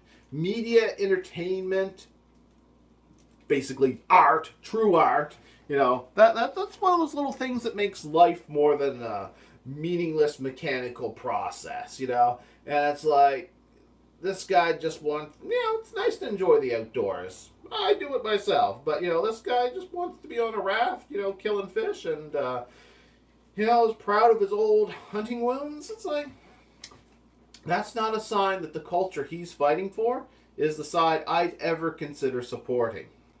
So, right there from the start, it's kind of like, he's in a war, and I think his side's the bad guys. That's the impression I get from this. Because, you know, when he talks about Betty Boop, specifically, it's just the one thing that he had stuck playing. And and those, that old media entertainment being of the other culture, even if it's old entertainment, at this point, that's still culture, it's still information, it's still recorded art, you know. And him and his culture seems to have a disliking for it. Although he did get into that one movie that you see him watching. So, I mean, it's not that he's totally anti-art, but you get the impression that to his culture, it's a thing that's meant to be not valued, even if he was able to get into it. You know, and actually, that led to an interesting personal moment where he realized he was becoming emotionally attached to the computer, and yeah, and he felt bad about it because he left a wife and kid behind when he went off to fight those Betty Boop watching evil people who like media, who like movies and cartoons and stuff like that. Yeah. Here's an interesting thought. This is interesting.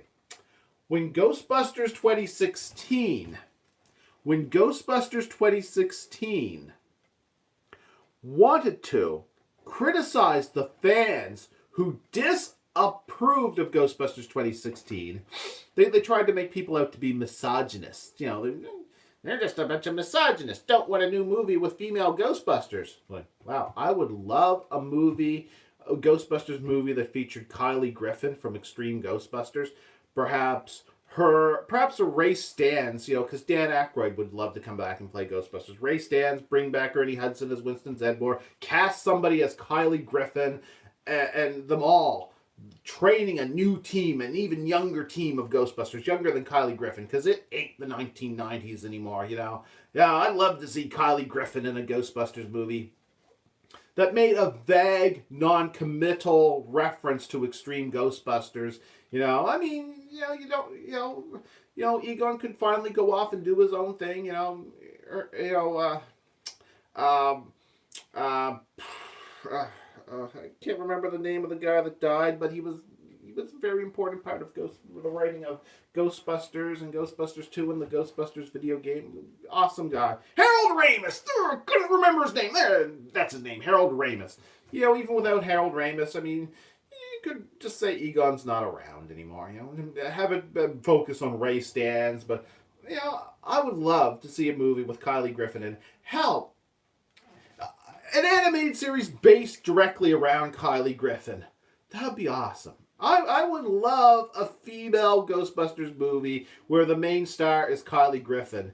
That would be awesome. I'd love that. Extreme Ghostbusters was an awesome cartoon, and it had awesome characters, especially and including Kylie Griffin. And there's actually a lot of people that would probably agree with it because even though it takes place in an entirely unique universe, separate from just about everything else Ghostbusters, the IDW comic book series introduced its own version of Kylie Griffin because it was such a fan-loved character. But, the Ghostbusters 2016 tried to portray the fans as, they just don't like women in their movies. Yeah. It's like, no, that's not it. In fact, they even had the bad guy. A bad guy, they tried to make him out as if he was just a stereotypical nerd that was angry at the world. And you know what? Some people said, well, they just tried to make him out like he's a Ghostbusters fan. Some people said that, and I was like, nah, he's just angry at the world. You can't blame people for being angry at the world. Have you looked at it? Have you looked at the human infestation in this world? We're not dealing with a good place, He's a kind of a bad person and did things wrong, but it's not that he's anti-woman, But then, because I actually bought used because I wasn't going to buy it new. Well, I bought it off eBay, and it was at a reduced price, which I think somebody just. I don't know. I don't know where the disc came from before I got it, but I got off of eBay the Blu-ray of Ghostbusters 2016 because I wanted to analyze that fucker. And I gave him too much credit when I thought that it was just a coincidence that the bad guy seemed misogynistic. And I made what's going on? The cat's watching the crowd. I thought maybe a car was coming in and somebody be wanting to watch television, or maybe somebody came in because they needed me to give them a drive someplace or something like that. I don't know, but I thought I was gonna have to stop. But no, I ramble on for a bit more. Anyway, but there's a line in Ghostbusters 2016 where the bad guy actually outright states that most of the bad ghosts are dudes. And while that got cut from the theatrical version of the movie, it's in the extended cut. So they always intended that. They always intended to make the bad guys of the movie out to be the Ghostbusters fan. That was an underlying theme. Now, this guy, even though they made him to be kind of a sympathetic character in this one, it kind of looks like the war he's fighting in, the culture war he's part of, are the people who would like old movies and stuff. And he's not one of them. He considers stuff like Betty Boop the world of the past. You know, and the world that'll be liked by his enemies.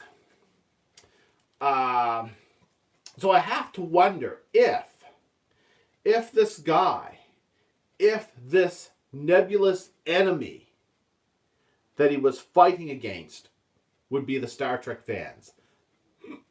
Oh, excuse me. The fans who would like stuff like cartoons and science fiction and fantasy.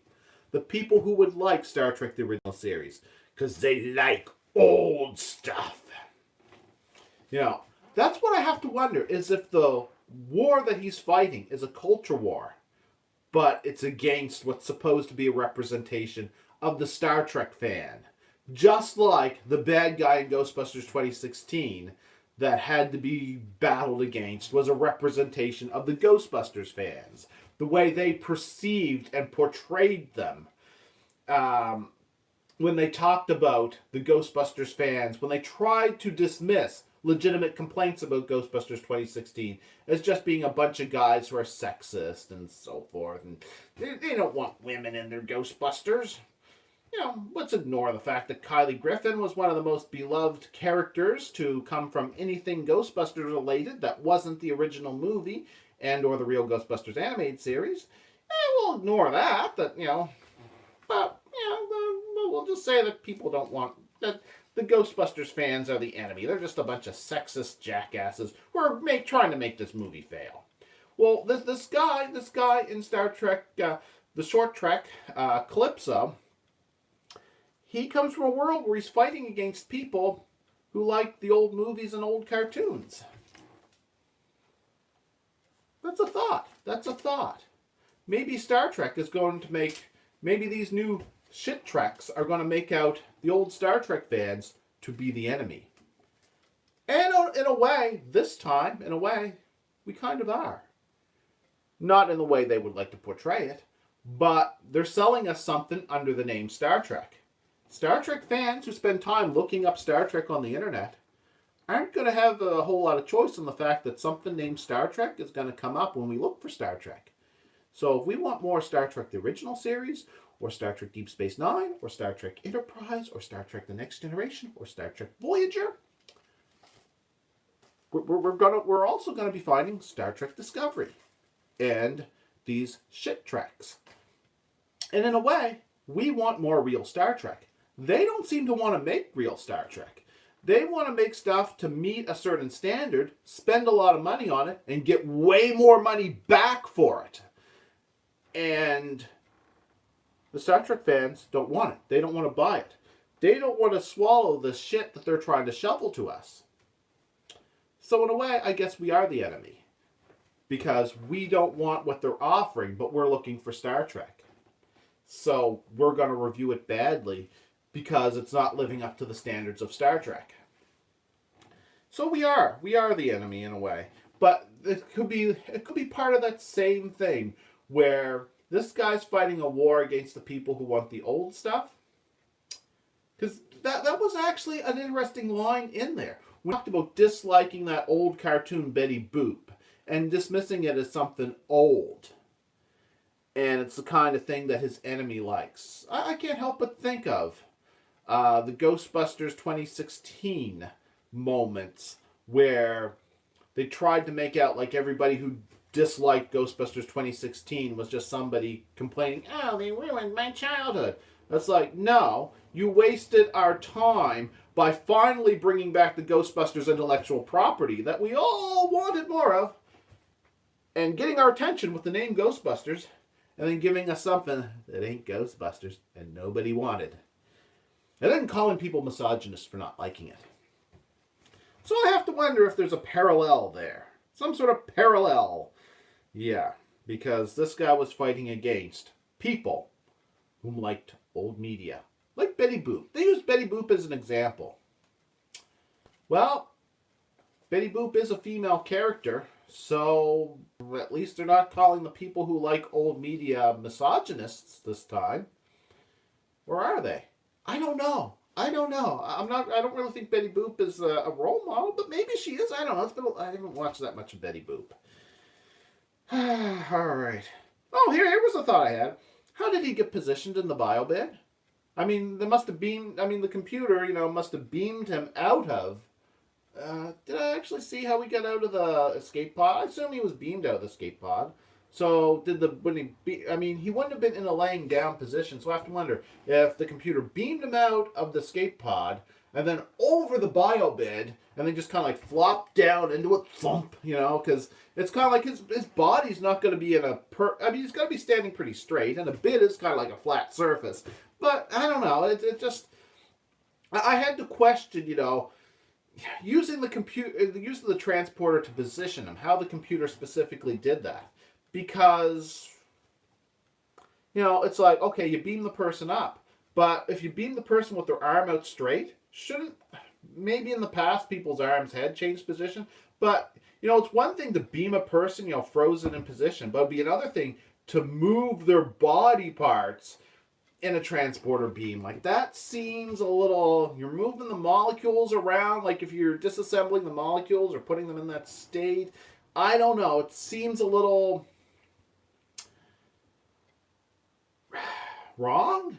It's kind of like if you beam into a small space. I think they established that people crouch down before they beam in, because it's not like the transporter's going to crouch them for them. It's like, I don't know. To me, that was like an issue.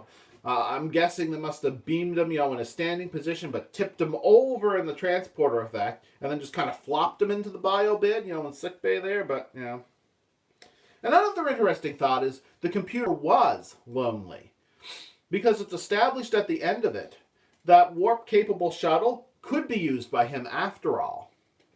Or maybe it took them a while to get it prepared. But the computer basically said that didn't think it could be used, and, it was like, and in the end it's like, yeah, it can be used after all. Go get back to your family. You've been here long enough, yeah.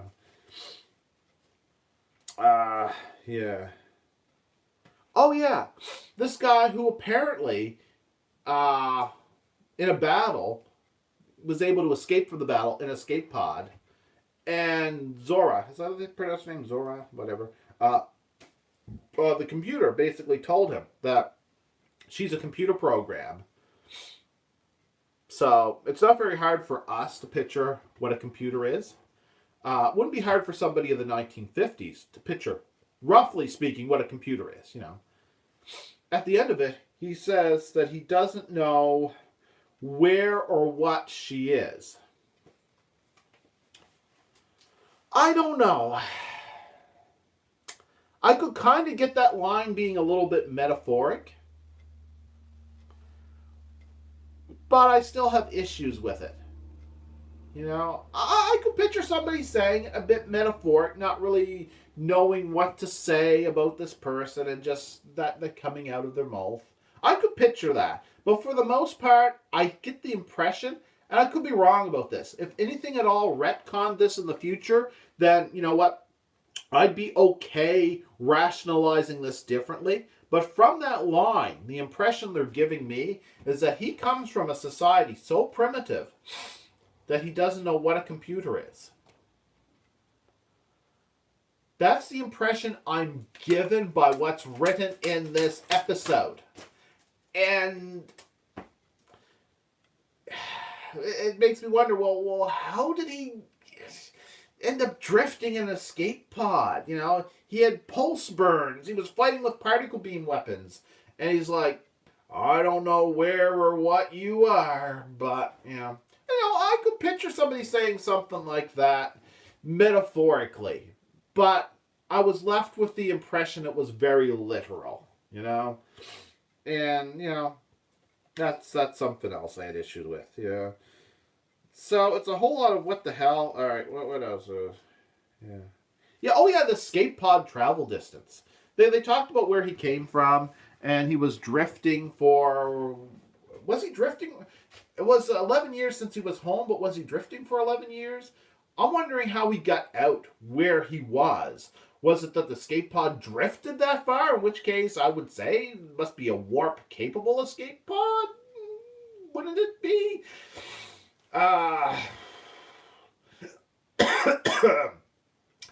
If not, what the hell? I mean, was the last battle he fought that he ended up in the escape pod? I'm still stuffed up. Was that just happened to be nearby and he was away from the planet for those, 10 years, 11 years, something like that? I don't know.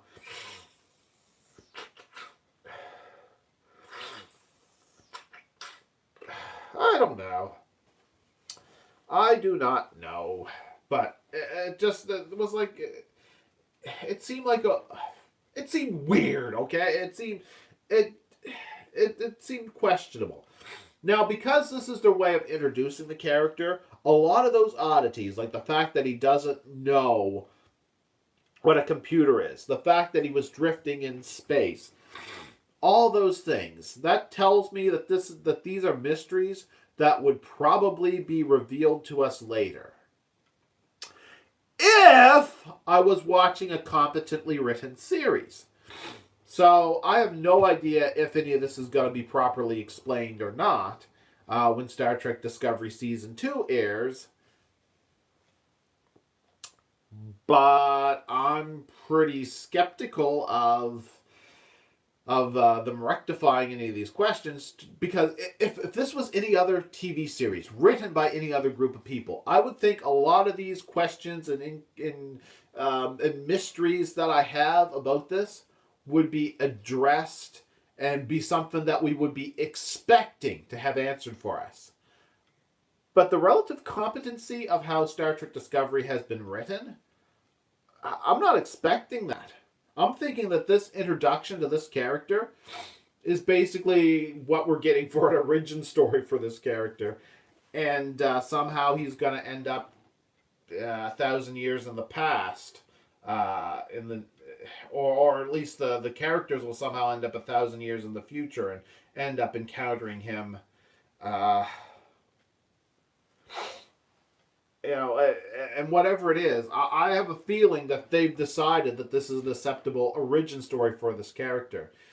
And no, not even close. Not even close.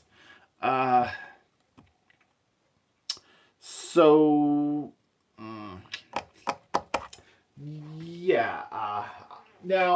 like I said, I'm criticizing certain aspects of this, but I will give it this much, though.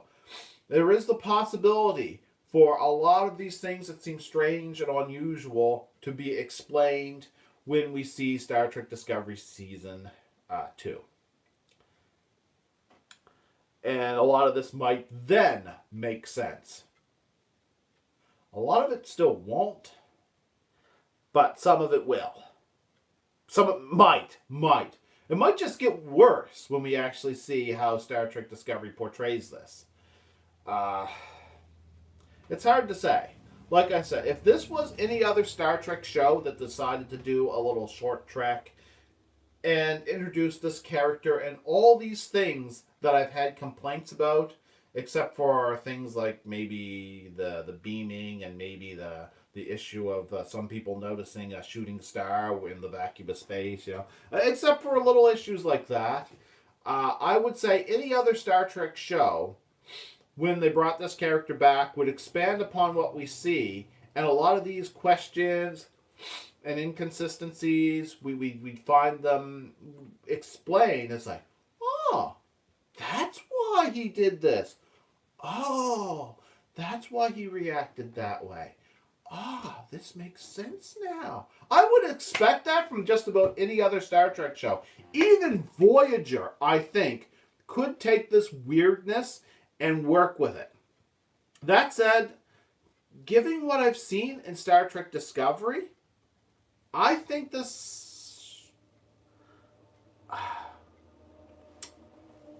is just a big fuck up.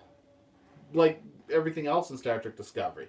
So, to a certain degree, I would say to a certain degree, a bit of my preconceptions about how bad this actually is based on my assumptions of how bad Discovery as a whole is. But that said, a lot of these things that I consider to be weird, such as how the Discovery got that computer, how the background of this character, what may have happened to the Federation. All of this is all things that possibly could be explained away and turn out to be just something hinting at something interesting soon to come. But I've seen Star Trek Discovery before, so I don't think that's what's going to happen. I'm just saying that if this was any other show, I would say there's hope that the weirdness and inconsistencies of this will be clarified.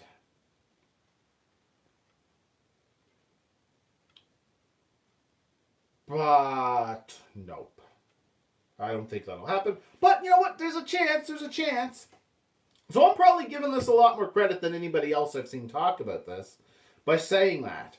I'm not yet sure how everything Trek Yards is going to say. I'm not, excuse me, except for seeing Lore Reloaded and the Anti-Trekker talk a little bit about this. I haven't even watched their videos completely because I noticed those videos late at night. And sooner or later I was going to have to go to sleep. And instead I watched the third airing of Star Trek Calypso, the latest shit Trek.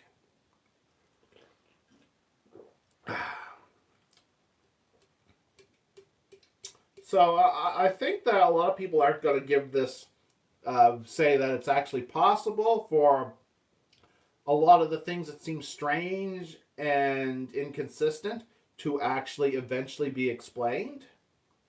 Because technically that's a possibility. That said, anybody who assumes that they're not going to be explained properly or lead to anything good or positive, I think they're absolutely right to make that assumption, because it's what we've seen in the past. It's how this series has been presented to us thus far, that I'd say what we see is what we get for what's going on here. And it's just not a very impressive episode. I think I saw somebody say that as a science fiction story, not necessarily as a Star Trek story, but as a science fiction story that could take place in just about any science fiction universe, it's passable. But that's not a compliment. It basically, the story works, you can watch it and follow through with it. My nose is still itchy. Feels like I got a cat hair in my sinuses. And my nose is itchy. My sinuses, and I just want to scratch my nose and rub my nose. Anyway, now it feels like my nose is going to start running, but no, it's still dry. Yeah, cat hair in my sinuses.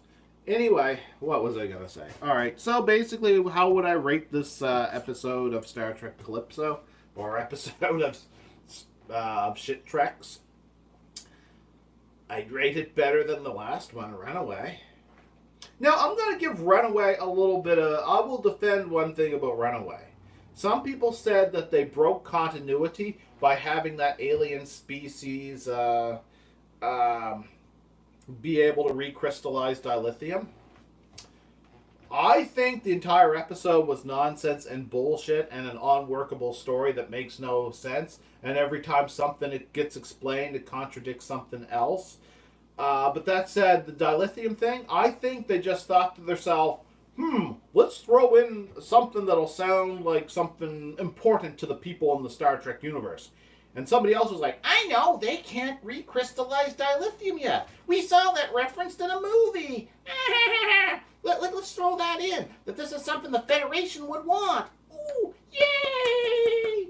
And they thought that's probably what happened. That was probably in the writers' room going, what could be like something the people this time would really want, but they don't have yet.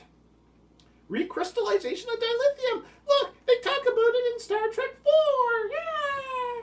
And they're like, okay, let's do that. And a lot of people freaked out. What? This person can recrystallize dilithium? This contradicts everything. They can't do that yet. I was like, yeah, they can't do it yet. And they still can't. This is one alien species that almost nobody knows fuck all about that can do it. And the Federation does not gain this technology. So when Spock figures out how to do it in Star Trek 4, then yes, he is figuring out how to do it. He's inventing it for the Federation. Others have also invented it. That shouldn't be surprising. The universe is large, you know? The fact that this creature can do it, or at the very least claims to do it in that episode, that's not a contradiction. All right, you know, these stories are horrible, but that's not a contradiction. The Federation does not successfully steal that technology from her, though we should wonder. It seems as though she's running from the Federation because the Federation wants this. That's a statement of hers. She's also hiding out in the Federation because she wanted to get away from her planet. But she also just wanted to meet Tilly, who she just randomly happens across. But also, she's running from the Federation. Also because they're going to take this device from her, which she brought to Federation space, which is a technology the Federation would love to have. Which is why the Federation is trying to abduct her and imprison her, and why she's hiding from them, and why she snuck on board the ship, because she was hiding from Starfleet. So she snuck onto the Starfleet ship and was hiding there, but they're trying to take this technology from her, which she wants the galaxy to have so they'll stop mining her sister, who happens to also be a planet, the planet that she somehow lives on, which somehow formed when she herself was also born, because they're twins. Of all the stupid things in there, the fact that she has a device that can recrystallize dilithium, the fact that that device exists is not something I consider the contradiction. She gets away with that device. Starfleet does not get their hands on it. Starfleet probably knows very little of this, other than a few people in Starfleet, probably Section 31, knew that she had this device, and as a result, they want her to be imprisoned so they can get this technology from her. Which sounds like a Prime Directive violation, or at the very least some sort of violation of what Starfleet normally stands for, because no other time do you see, at least it's not a normal thing, it's usually under only extreme circumstances that you see Starfleet stealing technology from aliens. Abducting and incarcerating them to take their technology from. Which is at one point what she establishes as the reason why Starfleet wants her. Although, admittedly, in Starfleet's benefit, is apparently you're supposed to contact her homeworld if you detain her, but you're supposed to detain her and keep her alive. And she says that's because Starfleet wants to steal her. The whole thing is idiotic, but the one thing that is not a contradiction is the fact she had this device. That doesn't contradict Star Trek 4. She has this device, Starfleet doesn't get it. Starfleet, the United Federation of Planets as a whole, still doesn't know how to recrystallize dilithium. End of story. And it's not something that they would need to talk about in Star Trek 4, because there's no reason for this to come up. In fact, this could easily be something Spock knows nothing of. Or perhaps rumors of this could be where Spock comes up with the idea on how to recrystallize dilithium. But I gotta say one thing. I always had a problem with that recrystallizing dilithium in Star Trek 4. Yes, I know they wanted a cool reason. to visit the nuclear-powered boat Enterprise. The USS Enterprise of 1986. They wanted a reason to visit that nuclear-powered boat. Yeah, a real cool one. So they were gonna need its nuclear reactor to hide out there, to capture some high-energy photons to recrystallize dilithium. I always had a problem with that scene, because I know what photons are. And, yeah, okay, nuclear reactor. Maybe they don't have a nuclear reactor like that on board the Klingon bird of prey that they're using. Fine. I mean, I would assume that it has fusion reactors on it to power a lot of its systems, but maybe it just has the matter-antimatter reactor. Here's the thing about high-energy photons. There's no reason why there should be any reason to care if a high-energy photon comes from a nuclear reaction, nuclear fission, nuclear fusion, or matter-on-antimatter interaction. The Klingon bird of prey creating high-energy photons should be easier than, not only easier than sneak beaming on board the nuclear sub, but easier than capturing them from the nuclear sub.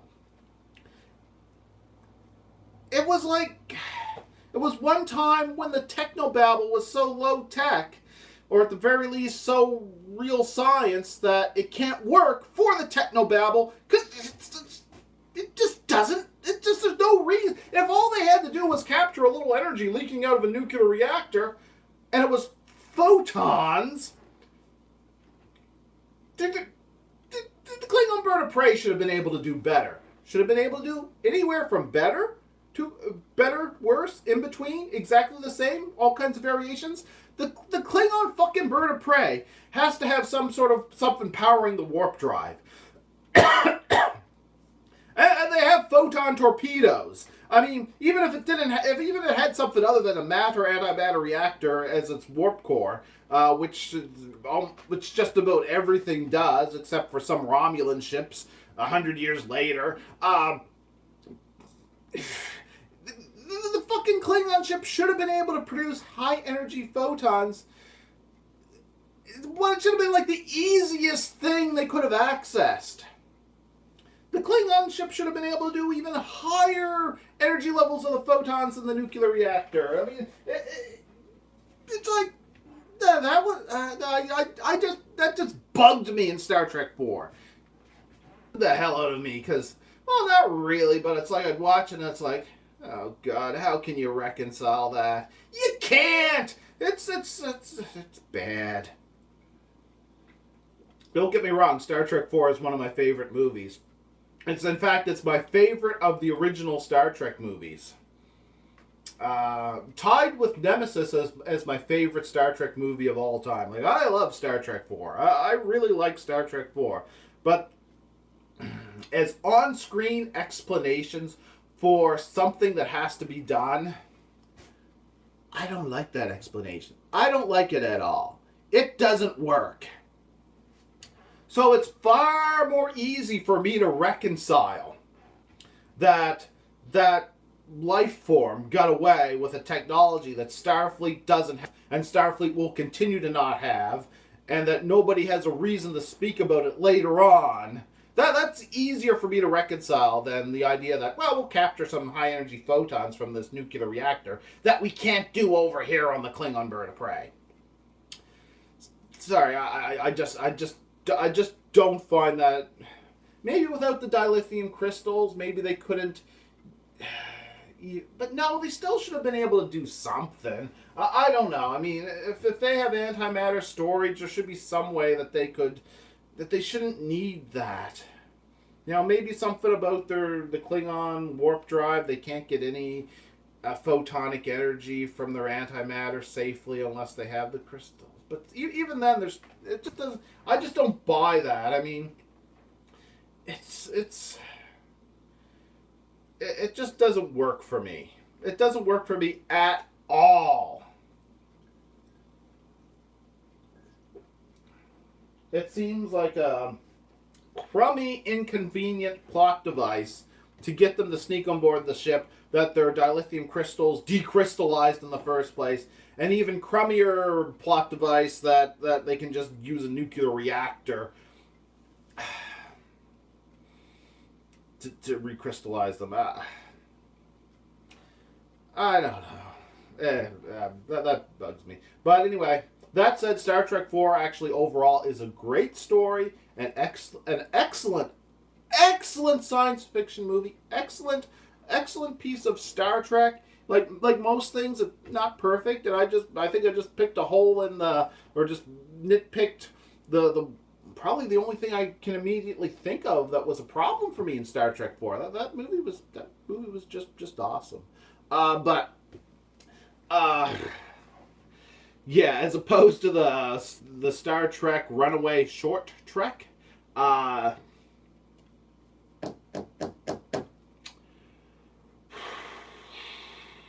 the short trek Star Trek Runaway, that was a complete mess. But the one thing I will defend in it is I have no problem with the dilithium recrystallizing device. Just because they mentioned something that Starfleet doesn't have doesn't mean they violated canon. Doesn't mean it's a discontinuity. It doesn't mean any of that. It just depends on what they do with it. The Klingon War? Yeah, that doesn't seem to fit continuity very well. That whole Klingon War with the Klingons having that type of cloaking device at that time? Yeah, that's a bit of a stretch. That doesn't fit the continuity very well at all. The fact that one alien out there knows how to recrystallize dilithium, and some people within Starfleet know that she has this, and as such want to detain her to acquire it from her. There's problems with that. I have problems with that idea. But not because she can do something that Starfleet can't and won't be able to do for a few decades more.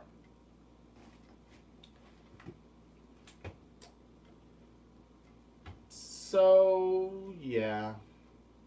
That's my thoughts. You got to take everything. It's only fair to give it credit where credit is due. And the only thing I can think that I can give credit to for the last Star Trek short track was that some of the complaints it got, I don't think that's accurate. I don't think that was a contradiction.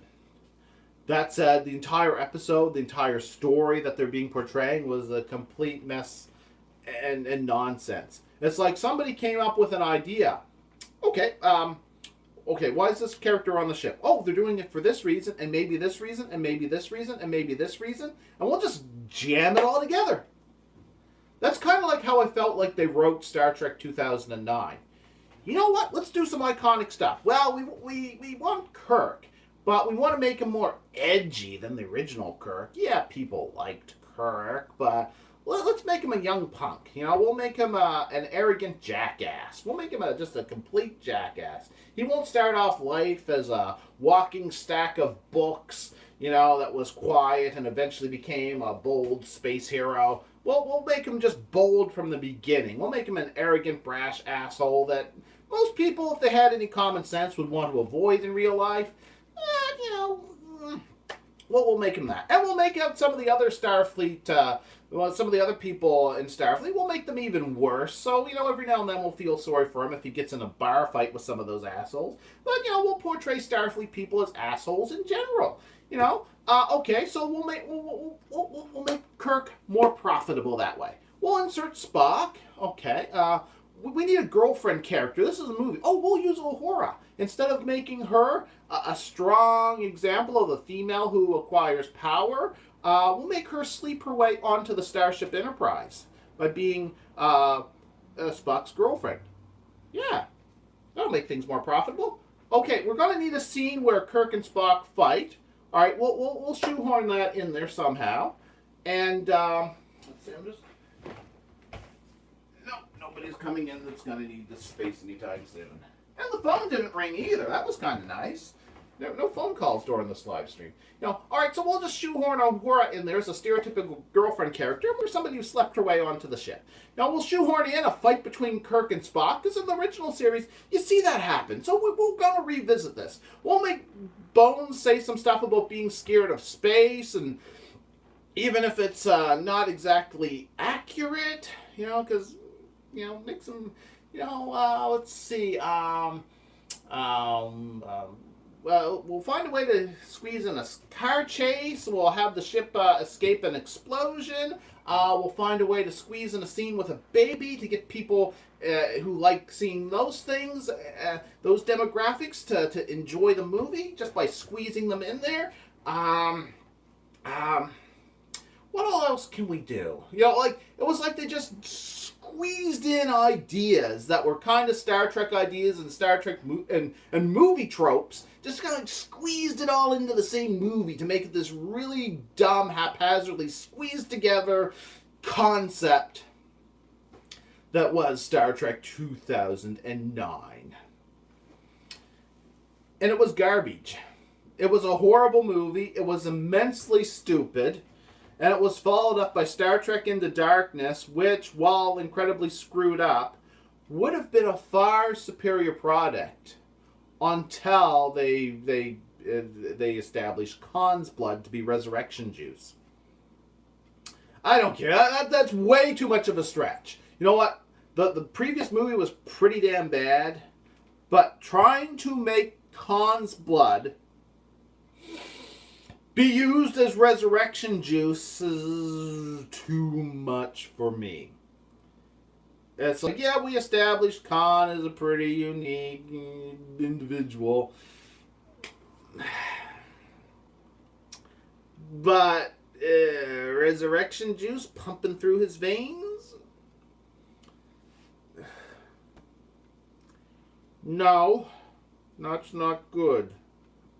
That's not good at all.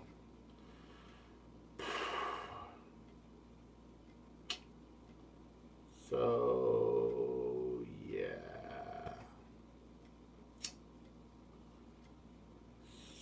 Well, I've been rambling on about Star Trek for a while. There's some interesting people getting together for coffee. I'm just looking at the clock over there. Now, I was ready to go. 8. If I left right now, which I'm not really ready to do, I'm thinking could I make it? I don't think I will tonight. I don't think I will. But that was something I was thinking about doing. Taking a trip to the city and going to a coffee shop. Yeah, I'm not going to do that. I'm not going to do that. But I am going to end this video soon. I am going to end this video soon. Because I rambled on about Star Trek for a long time. Gave my overall perspective on Star Trek. Got around eventually to talking about the new shit treks that aired on television not that long ago. And yeah. This is my long rant about Star Trek. And you know what? It's probably not that interesting. Maybe I'll go back and look at some of my high points from this and edit it into a video, which is something I was thinking about doing with some of my other videos, but never get around to. Well, actually, no, I did do that to a certain degree, but yeah, technically I did. But anyway, I have rambled on about Star Trek, and I really needed to shave. I was thinking about shaving before I did this today, but I didn't get around to it. I woke up kind of late, and I figured if I'm going to do a live stream, I should start now before it gets any later. And I did. I live streamed. I streamed onto the internet. I streamed right onto the internet. That's what I did. Anyway, I should probably go watch some Star Trek Enterprise, maybe take a shower. Some stuff that I was going to do. I didn't get around to doing because I'm standing here in front of a camera and just rambling on about Star Trek and just whatever about Star Trek because Star Trek.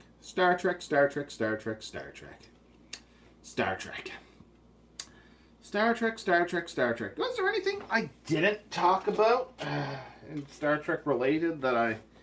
yeah, let's see, because I wrote it down on this old envelope, some stuff that I was gonna say.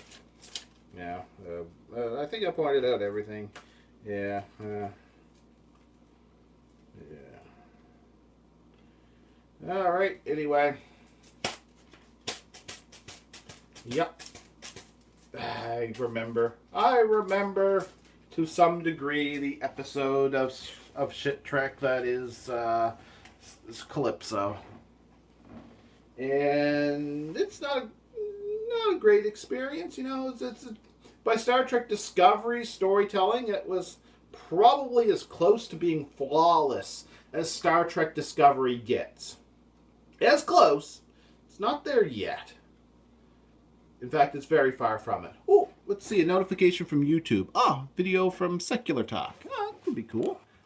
Hopefully I'll get around to getting caught up on some of the videos I haven't watched yet. Watched in a while. So, I was going to end this video. I was going to end this video. But I still haven't. Yeah, I did this without an energy drink. Does this stuff even have caffeine in it? Yes, it does. Just cola. No energy drink today. No energy drink for this live stream. Well, even though I was kind of tired and didn't get as much sleep as I probably should have, you know, I'll only know how coherent I had been when I finally watched the replay. Yes. But I keep talking about ending this. So I think I'll do that. I think I will do that. I have now live streamed upon the internet on this lovely old Friday. The sun is setting, and it's not setting yet, but it's getting kind of low in the sky. You know, it's getting there. You know, and here I am indoors. I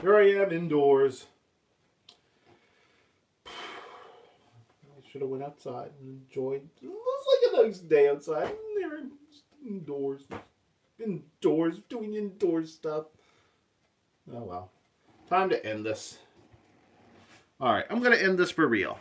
All right, people of the internet, have a good night, evening, whatever. You know, look for other of my videos, whatever. If you're watching this on YouTube, and that's where this is live streaming to, at a later point in time after I live stream it, perhaps I'll end some end credit things, you know, where you can find other links to watch other stuff of mine. And if I upload this to BitChute, then something might automatically play afterwards. And if I upload it to DTube, you can click on something or other and watch more of my videos elsewhere and so forth, and whatever. And, you know, maybe I'll put a link to this on Whale Shares or Steam It or something. Who knows? Who knows what I'll do with my media? Maybe I'll just look at this and be like, oh man, I rambled too much. Yeah, I think I'll take that down. Rambled too much. Yeah, I don't know. I need to shave. I meant to shave, but I decided to live stream instead. Alright. Gonna end for real. Should I give it a couple seconds for end screen crap to appear and stuff like that? I don't know. But I'm ending this. Oh, excuse me. Alright, gonna end this for real. Well, thank you and good night, everybody. Live long and prosper.